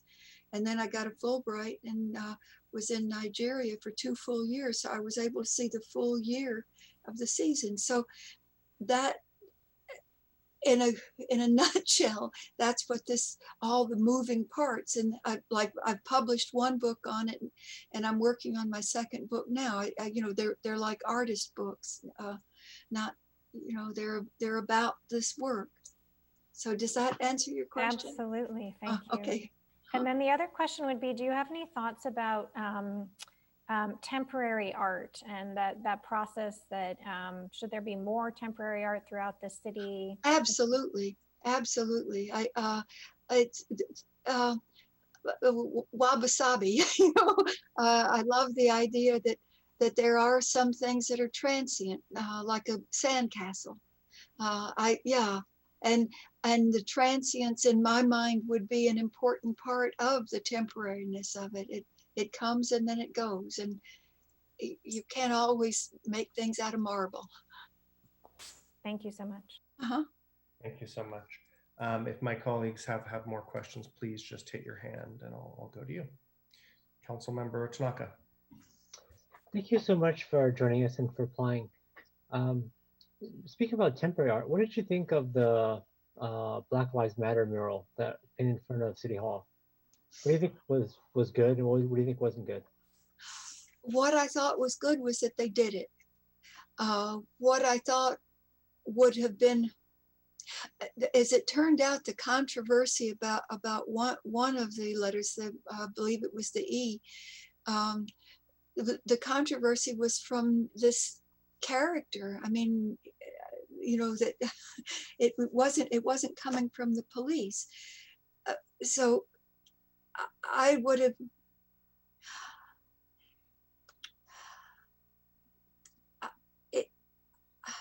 I think it was important that it happened. I don't know exactly how. I thought about it a lot when it came up.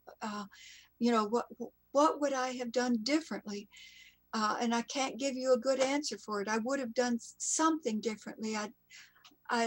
I don't know quite how, but I'd have made it less like an artwork and more like a thought experiment, a community thought experience, a shared community experience, because it is.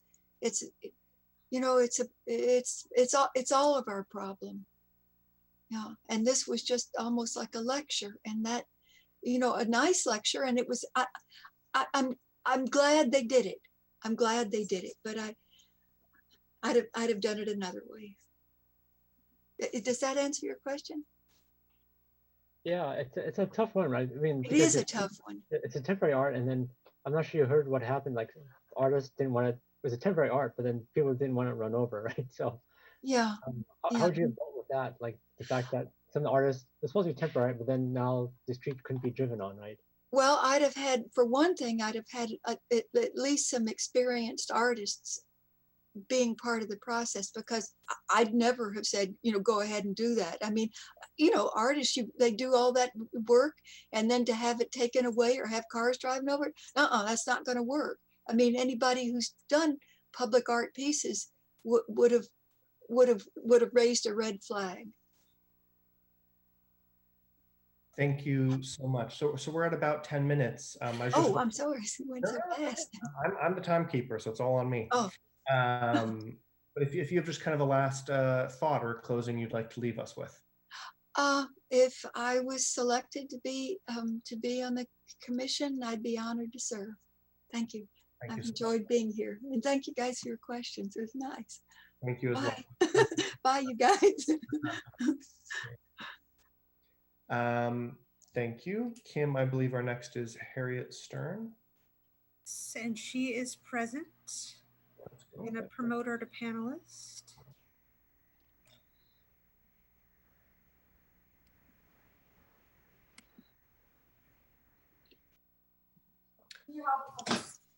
Hello. Hi, Hi, Harriet. can, I oh, mean, hi. Hi, Adrian. Oh, can you see me? Let's see. we can Okay, see you, and hear you. oh, So thank you so much for your interest in the Public Art Commission. Thanks for the application and for spending some time with us here tonight.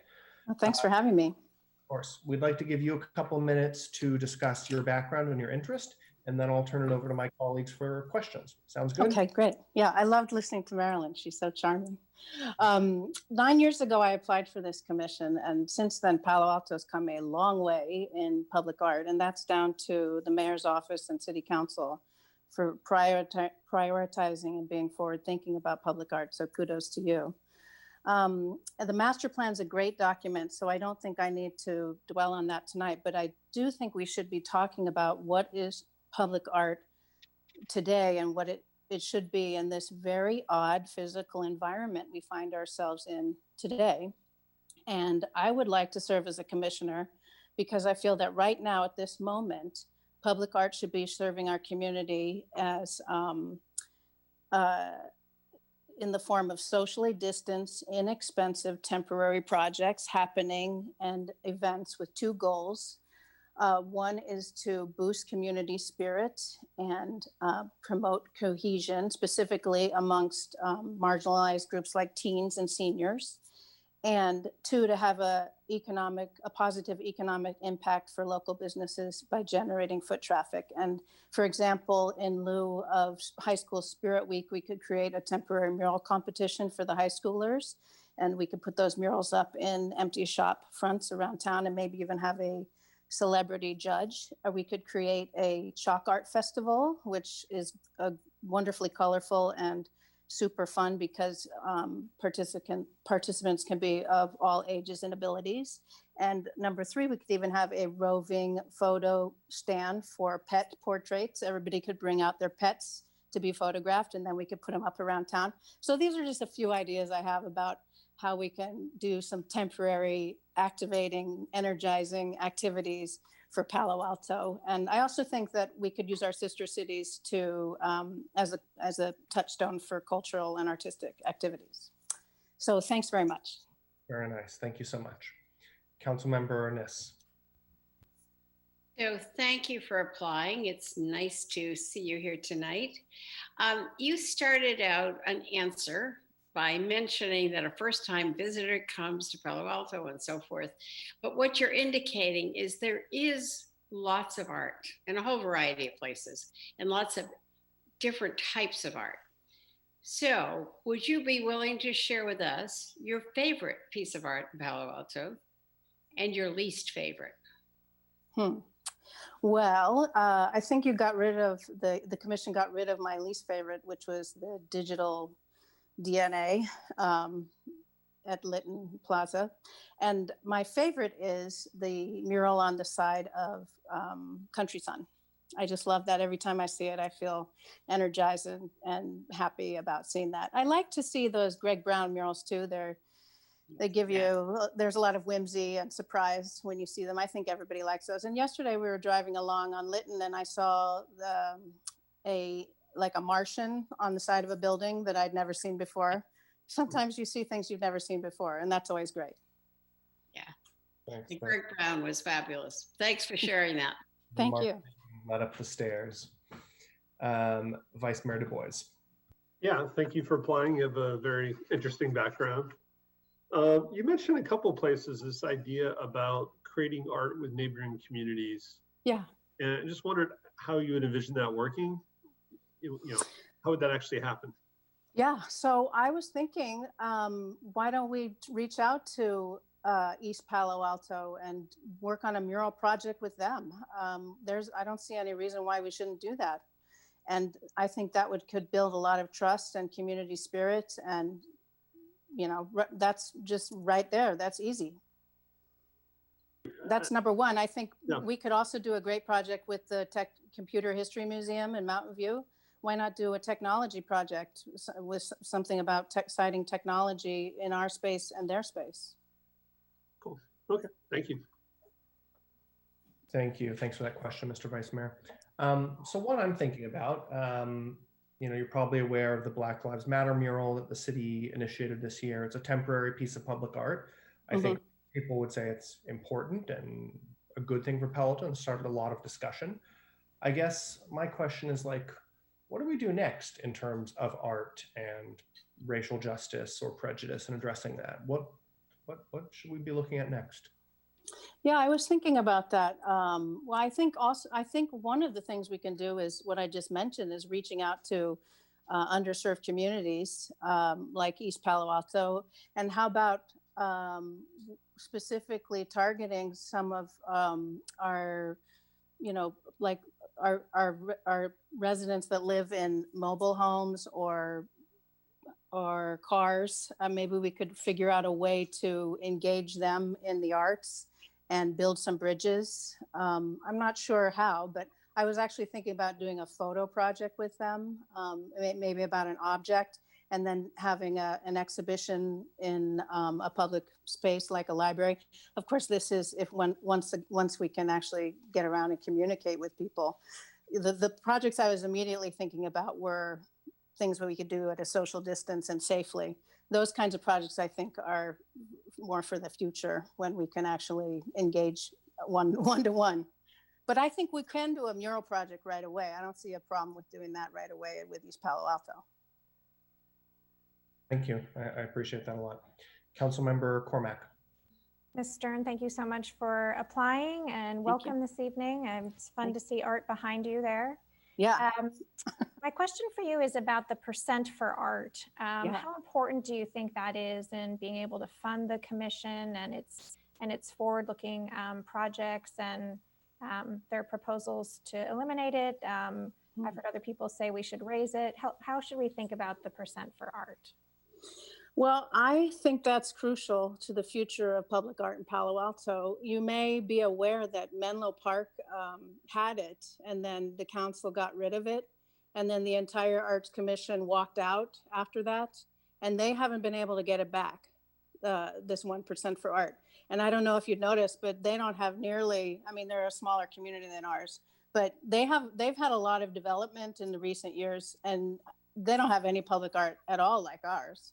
So I think it's hugely important that we continue it. And if it does go on hiatus, which I've heard that might be in the future, I think it's going to be hard to get it back. And I do think it's important to continue it. And especially if you consider that the Public Art Commission and the public art program's been going for 45 years in Palo Alto. And that's a pretty big precedent that's already been set. And I think that it can morph. We can use, it doesn't just always have to be a piece of art, a piece of art, a piece of art. We can use art in a different way. And some of these ways I've described to engage the community and create dialogue and promote trust. And, I have a teenage daughter, and I was trying to think of how you can use art for teenagers. They're so dispirited right now and isolated. And I think we could be more nimble and more responsive to our community's needs. And I don't think we just have to spend 80 grand on a piece of art. We can use it for other things. Thank you so much. Appreciate hearing your thoughts on that. Thank you very much. Other questions from my colleagues? We have about 2 minutes left.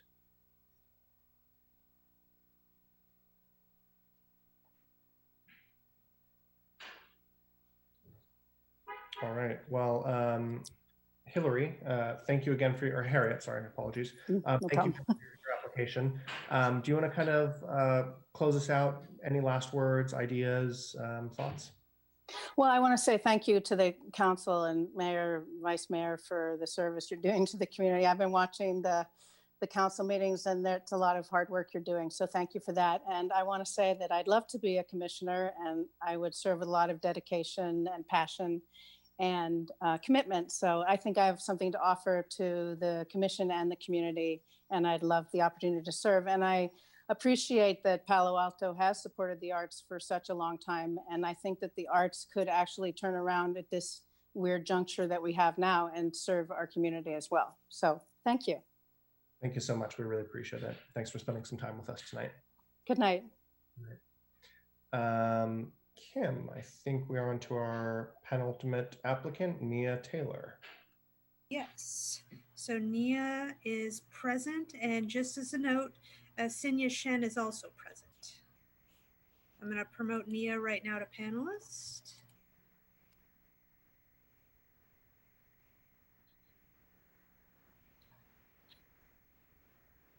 Okay. Welcome. Hi, how are you? Good, thank you. Thank you for reapplying, and thank you for your service on the Public Art Commission. Really appreciate your interest again. We've got about 10 minutes where hopefully you can share a little bit about yourself, some of your work on the Public Art Commission, why you're reapplying, and then I'll go to my colleagues for questions. Sound good? Fantastic. Take it away. Okay, so I'm Nia Taylor, and I am a current commissioner. I've been on the Art Commission for 6.5 years. It's hard to believe it flew by very quickly. I was born and raised in Palo Alto, one of the very few, and you know, it's changed a lot. And one of the things I always wanted to do is give back to my community. Arts has always been really critical to me, the performing, public, visual, all kinds of art. And I see the value of art, and especially now, the importance of making art accessible, not only visibly accessible, but also economically accessible to people in good times, bad times, and everywhere in between. And I'm an art educator, art activist, arts administrator, and I see the value of art. And the city of Palo Alto has come a long way.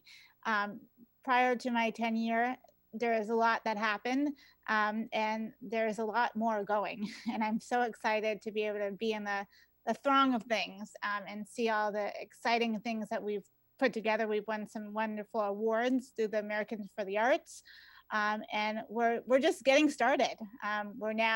We were doing our jogging phase, and now we're sprinting, and I'm excited, and I'm looking forward to hopefully continuing this. I'm not going to call it a sprint. I'm going to call it and not a dash either, but a quick run.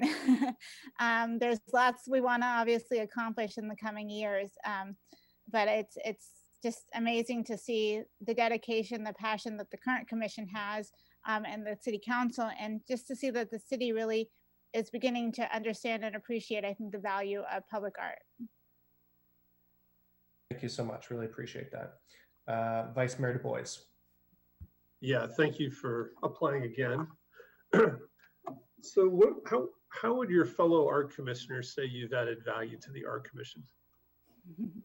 Good question. I like to ask a lot of questions, and I like to push back on people and really question what we're doing and why we're doing it. One of the things that will say that people have been really proud of me for, and I'm using that in a unique way because I don't like to speak about myself, but one of my fellow commissioners said they really appreciate my compassion and desire to change the way we see public art and private development. One of the things that I am really active in talking about is encouraging the spaces in private developments to be more accessible. The public art that they've been creating has been really impressive. And how can we get people to be able to see that? It's a very challenging thing because a lot of people a lot of private developments don't want people to come onto their land, to use that expression. But there's so much great work, that's artwork that's been created for those spaces. And it would be really great to make it easier and more accessible for the public. And it will bring our community together, and it will also help to I don't know if transcends the right way, but to enable public and private to hopefully join together and cross paths, which is something I'll bring in the mural, has done. The Black Lives Matter mural has done. It brought a lot of people just to talk, whether good and bad. And that's the one thing about public art I love, is that it gets people to talk and communicate. Thank you. Thank you very much. Councilmember Niss. So thanks so much for being on the commission. Thank you for reapplying. A question, first of all, I have no idea actually how many pieces of art we have that are displayed in Palo Alto. Be interesting if someone else does. But I want to ask you in particular what your favorite piece of art is, and also which piece of art you really are not very fond of. Very good question. Okay, so this is where I normally, again, don't like to boast, but today I am. I'm very proud of the Black Lives Matter mural, and for several different reasons. Number one, I do identify as an African American. My father's African American, my mom's European American, and I was actually asked to help lead the project on behalf of the commission, and that was a really meaningful tribute for me to really think about, how I can make a difference in my community. I always think that, the art that I'm helping to put in our public spaces does help the community, which it does, but this was really meaningful just to see the city council on board and wanting to show that Black lives do matter, which is something that's so important, especially in this day and age. And considering the fact that we do have a really strong group of African Americans in our community who don't always have their voices heard, and for us to be able to show the city to be able to show them that we care about them and we respect them is really important. And the fact too is that we did get a lot of really wonderful conversation. Some of it was surprising for some people, including myself, but I think it's important to just be able to have art that lets people talk and share ideas and be open to hearing other sides of the story. So the artwork, it's interesting because there's a lot of artwork I wouldn't say it'd be my first choice, but this is going to sound cliche, but there's no particular piece that I don't like. I might not, grasp it right away and say, I'm going to take it home with me if I could. But I will say one of the things, a lot of the private art and public development pieces are pieces that I do love, but I wish they were more visible to the public. And I will also say the blue trees is another example. At first I was like, this is really bizarre, to paint trees blue. And I know a lot of other people thought it was a little strange, but once you understand the purpose and the meaning of the public art piece, you really begin to think about why we're doing it. We're not just spending money just to paint trees blue. We want to make a difference, and we want people to think outside the box and to think about social issues like deforestation that's happening in our communities and in our world. Great. Thank you for sharing all that. Yeah. Thank you so much. Councilmember Filseth. Okay, so this can be a little bit touchy-feely. So first of all, thank you for doing it, what you've done all these years. A little bit of a touchy-feely question here. If you go back on the commission, how can we help you in terms of what kind of other people we put on the commission with you? That is, I mean, are you going, boy, I really wish we had an Etruscan sculpture expert, right? Or, gee, everybody's so enthusiastic, we need somebody that can sort of calm us down and get us to agree. So how can we help you guys on the commission? Wow, that is a very hard, tricky question. So, it's interesting because I am an artist, but I would call myself an informal artist. And I am also an activist. And I think one of the things that I think is, when I was initially applying to become a public art commissioner, I thought to myself, I'm not going to be qualified. Nobody's going to want to have me on there. But then I realized, it's not about qualifications. Yes, I do have some background in the arts, but it's really about the community. And we do have Nadia and Elise, who are our trusted advisors, who I've learned a lot from over the last years. And we have commissioners from all walks of life. And I think that's one of the most inspiring things, is just have people who are open-minded and are thinking creatively, and how we can continue the wonderful work that we're doing. And I will say right now, we have a fantastic group of commissioners that I've worked with 3 different types, groupings of commissioners. And I think this is one of our best groupings yet, primarily because it has a diverse, they're diverse racial and ethnic and religious and age. I'm the youngest. And I think I might be the youngest of the public art commissioners over its history. But there's just a lot of diversity, which I think is more than anything so important. And of course, you know, knowledge and background of art is nice, but I think one of the values of public art is that you don't have to be a scholar in public art. You just have to be able to think differently and have fun with it. And I have to tell you, I don't know what we need. I think what we need is just an open mind. And I think from the council, just to remember that art matters and public art matters. And I just wrote something for an article somebody asked me to help them with. And I said that the arts are essential. And I think that's the biggest key I could say from the council, to just remember that the arts are essential and they really do help people in tough times and in good times too. Thank you. I think we'd all agree with that. So we're at 10 minutes. I was just hoping you could maybe wrap it up, leave us with a conclusion or a couple last thoughts. Yeah, and actually, Eric, I'm going to add one other thing to your question. I will say that it's really important that we keep the public art and private percent for art. Excuse me. There's public art and private, which is also important. They're both important.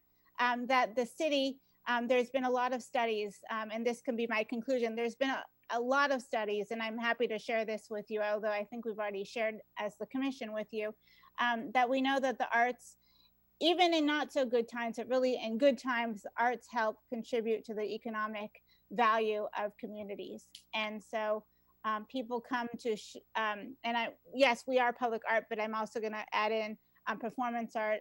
Code art brought in a lot of people from our community and also not our community, and ate at our restaurants, you know, used our parking lots. And so it's a full circle. And I want people to remember that the arts bring a lot of different opportunities to create a vibrant future for the city of Palo Alto.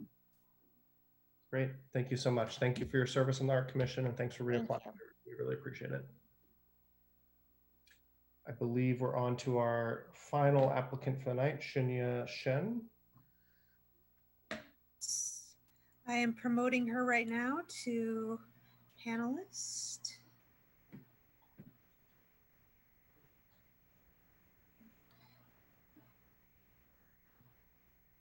Good evening. Good evening. Welcome. Thank you so much for your service on the Art Commission the past few years, and thank you for reapplying. We really appreciate it and spending some time with us tonight. I was hoping you can give us a couple of minutes about your background, what you've enjoyed about the Art Commission, and what you'd like to continue working on, and then I'll go to Mike for some questions. So please take Thank you so much. Thank you. Thank you so much. I'm Shinya Shen, and I've had the privilege of serving on the Palo Alto Public Art Commission for the last 3 years as a first-term commissioner. Indeed, it's been an honor to help promote and support the richly diverse public art collection that reflects our community. From the great brown murals that preserve the bucolic aura of another period, to the BLM mural that testifies to today's social struggle, in Palo Alto, we have the luxury of public art that speaks to us and sometimes speak on behalf of us. It is with this mindset of openness to embrace diversity and the heavy reminder of the wound that we hope to help to heal that I submit my application for an opportunity to continue to serve as a member of this commission. Thank you. Thank you so much. I'll kick us off with one question. Okay. You know, the Public Art Commission really shepherded through the Black Lives Matter mural this year, which I think was, you know, successful, controversial, started a lot of conversations. As we continue to deal with, you know, racial injustice and policing and prejudice in America and Palo Alto, what do you think we should do next in terms of public art? You know, I think we should continue to be dynamic. I'm so proud of Nia and the team for bringing together this collection of African American artists and respond in such a timely manner to bring this conversation publicly to our streets in such a current manner. I mean, I just couldn't be more proud of Palo Alto. And I think having this ability to respond promptly, timely, in response to social affairs, it's really a luxury. And so it's hard for me to say, you know, what should we be doing next? Because I think a lot of what we should be doing next is just being ready and willing to participate and promote conversations. So which as demonstrated in the BLM mural. Thank you. I appreciate that. Vice Mayor Du Bois. Yeah, I'll ask you two questions. I don't know if you heard Okay. me ask. I'll ask you that same question, which is, okay, what would your fellow art commissioners, how would they say you've added value? And the second question is, what do you think about term limits on commissions? Yes, I think term limits will be healthy as anything. In the past 2 months, I've actually spoken up during the city council meeting, during the open speaking sessions to hope to preserve the number of commissioners for this particular commission. And one of the reasons is because obviously this is a volunteer position. And we have such a diverse richness of our community that I think to the extent we can get more people to participate, it is a luxury that we could afford. That said, if we don't have you know, as many seats, it would be great to be able to rotate new members in. You know, I love today being able to kind of sit in and listen to additional applicants. I think anybody that's been selected to participate in this meeting would be a wonderful addition to the commission. Hello? Sorry, I'm muted. Yeah, we have some Yes. tough choices, but again, the first question, how would your fellow commissioners say you've added value? I'm a little bit different from the other commissioners in a sense that I'm a trained lawyer.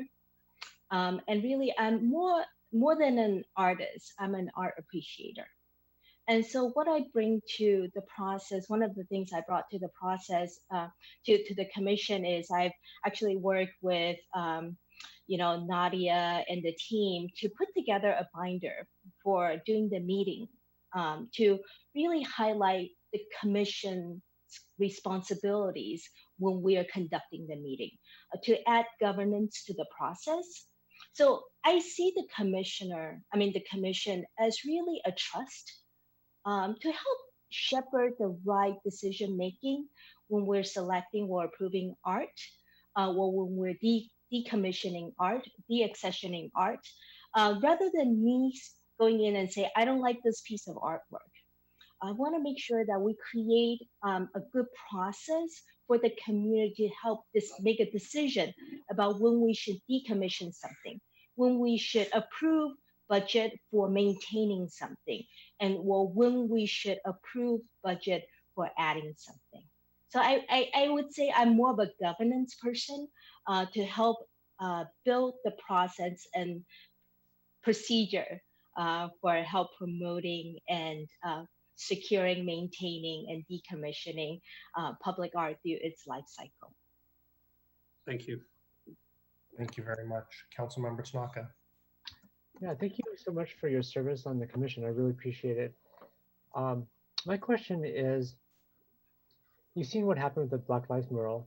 You know, there's some good things and some things that have been challenging. How would you have done it differently? How do you think the commission could have done this differently that maybe would have made this better?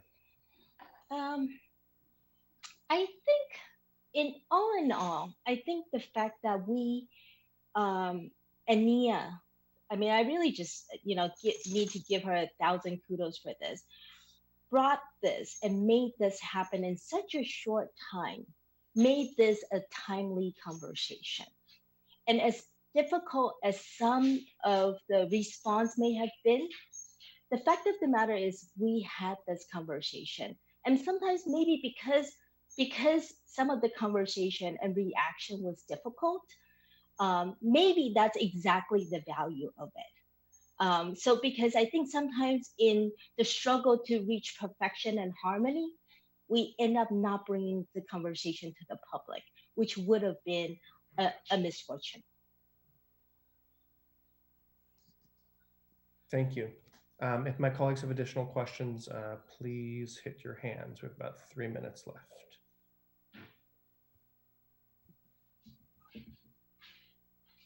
Councilmember Cormack. Thank you, Mayor Fine. Thank you so much, Ms. Shen, for being here and for serving. My question is about temporary art just in general. What are your thoughts about how we could do more of that throughout Palo Alto and the various locations? So actually, one of the conversations that came up recently was I think we were getting a license for some artwork that would be displayed in different places. And one of my response was I looked at the artwork. Unfortunately, I don't have the name in front of me immediately, but I was looking at the artwork and I said, okay, so here's a collection of 20 and we can license 5. Is it possible for us to license all 20 of them and get a very broad license? So anyone and everyone within the city of Palo Alto that wants to print it out and tape it to their window, kind of like the teddy bears that people would go around and find it. If we can, put this out, these messages, these very positive or thought-provoking messages, put them on the window and turn it into a bit of a treasure hunt, a teddy bear hunt, get the different organizations inside Palo Alto involved, and people can print them out and kind of turn their living rooms and externalize that and bring people to their living rooms from walking outside. I thought that would be a good opportunity. So those are some of the ideas I had to essentially bring the insides of people's homes to become galleries as we walk the streets, particularly during this time. Thank you so much. Thank you very much. So we have just about a minute left. I was hoping you could leave us with any final thoughts or conclusions. Well, first of all, thank you for your service. Thank you for your stewardship. I'm very proud, as a resident of Palo Alto, I'm very proud of being a member, and I'm just so grateful for your service. And I want to say that Palo Alto, I know one of the things that, like many cities during this difficult time, we've had to look at our budget process very carefully. And one of the things that we're reconsidering is the percent for arts.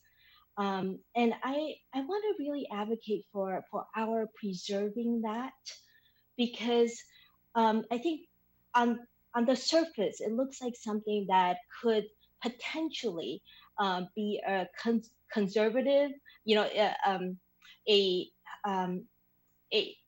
item that could help conserve the budget. In actuality, I don't think it will, and because of the multi-year nature of this process. And I think it is a luxury that people that are willing to come to Palo Alto and invest in Palo Alto could afford. So I would definitely, want to use this short time to advocate for that. Thank you so much. We really appreciate that. Thank you for your service and for reapplying. And I believe the percent for art comes to council in a couple of weeks. So feel free to show up and speak up. We'd appreciate that. Thank you so much. Okay, that concludes our one item, our one special order of the day. We now go to oral communications, where members of the public may wish to speak to any item not on the agenda. So if you wish to speak to an item not on the agenda, i.e. our board and commission interviews, please raise your hand and the clerk can help you provide your comments. Thank you, Mayor Fine. I do see one speaker, Rob Levinsky. So how many minutes would you like to allow for public comment? Let's do 2 minutes, please. You got it. So, Rob Levinsky. Hello, this is Rob Levitsky. I just wanted to comment for a couple of minutes about what happened 2 weeks ago when the council spent 4 hours, pretty much the whole evening, discussing the status of an oak tree on the 2300 block of Webster Street. And the question is, why did that even make it to the council, and why wasn't this dealt with at a lower level? Well, for 20 years, Dave Doctor was posted to the planning department as the arborist, and he would meet developers. They'd bring their drawings to the counter and they'd lay the drawings out. Dave would look for trees and guide the developer on how to design around nature. That was his philosophy, designing around nature. And what happened for 20 years, he was successful in doing that and guiding people in their designs. But Dave kind of got pushed out. And since then, there's been kind of a lack of integrity for the tree ordinance. I call it a tree ordinance in name only. And so I think we need to have a stronger focus again on enforcing the tree ordinance, and not just as a bookkeeper or book reader who says, well, you can chop 25% of the roots and you'll be okay. Because you may not be okay. And what would have happened on the Webster Street is Dave would have said, you don't have a right to the basement unless you can prove that there's no roots there. And so the person would have to spend a couple $1,000s to get the ground penetrating radar study, and you know whether or not there's a root there or not. It's a similar situation that's happened with Castanea, where there's a dozen oaks and redwoods that are protected that have been sort of pushed aside, not even studied, because they were deemed, quote, less than significant by the planning department, so it didn't end up in the EIR in the biological resources section. Anyway, I just want you to say, let's try to reinvigorate the arborist position in planning so we don't have this happening anymore. Thank you.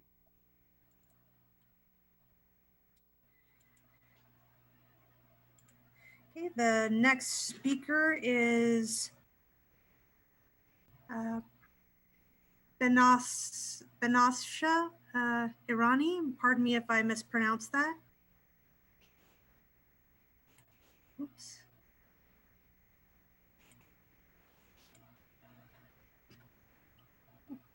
Oops. Okay. Hello, can you hear me? Yes, we can hear you. So it's a little muffled, but we can hear you. Hello, can you hear me? This is Benasha.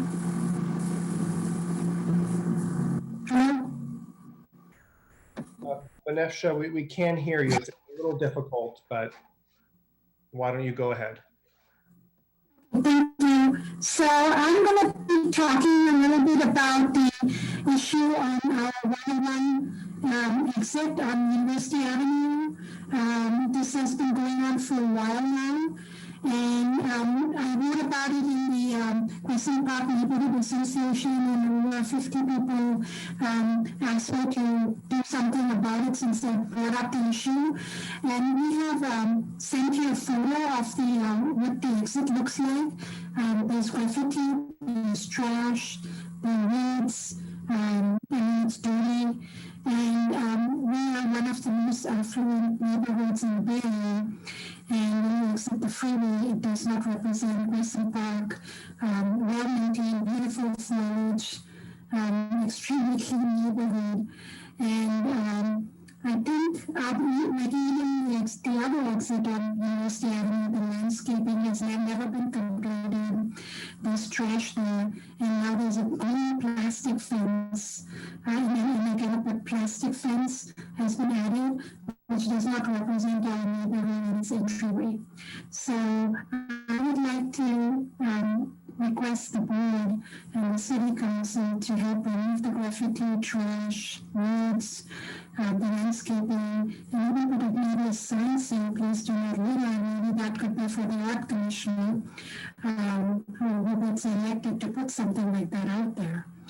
And I will say that the city of Menlo Park in the meantime has had a newly constructed freeway exit, no weeds, no trash, landscaping, and that's why I bring it up. So I'm hoping you guys can help us bring this to kind of like bring it up and make something happen. Thank you. Thank you, Banafsha. It was rather hard to hear you, and you may have mentioned you sent an email, but I'd suggest please just send us one again, city.council@cityofpaloalto.org. I think that may help you. You may have been speaking about University Ave and some of the trash. Mr. Vice Mayor?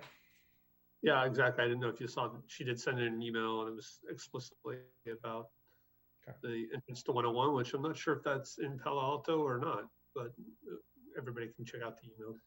We'll go take a look. I think that concludes our oral communications. And so with that, we are at the end of our meeting. Thank you everyone for our shortest Monday meeting in many, many months. We are adjourned at 8:16. Hope you all have a nice evening.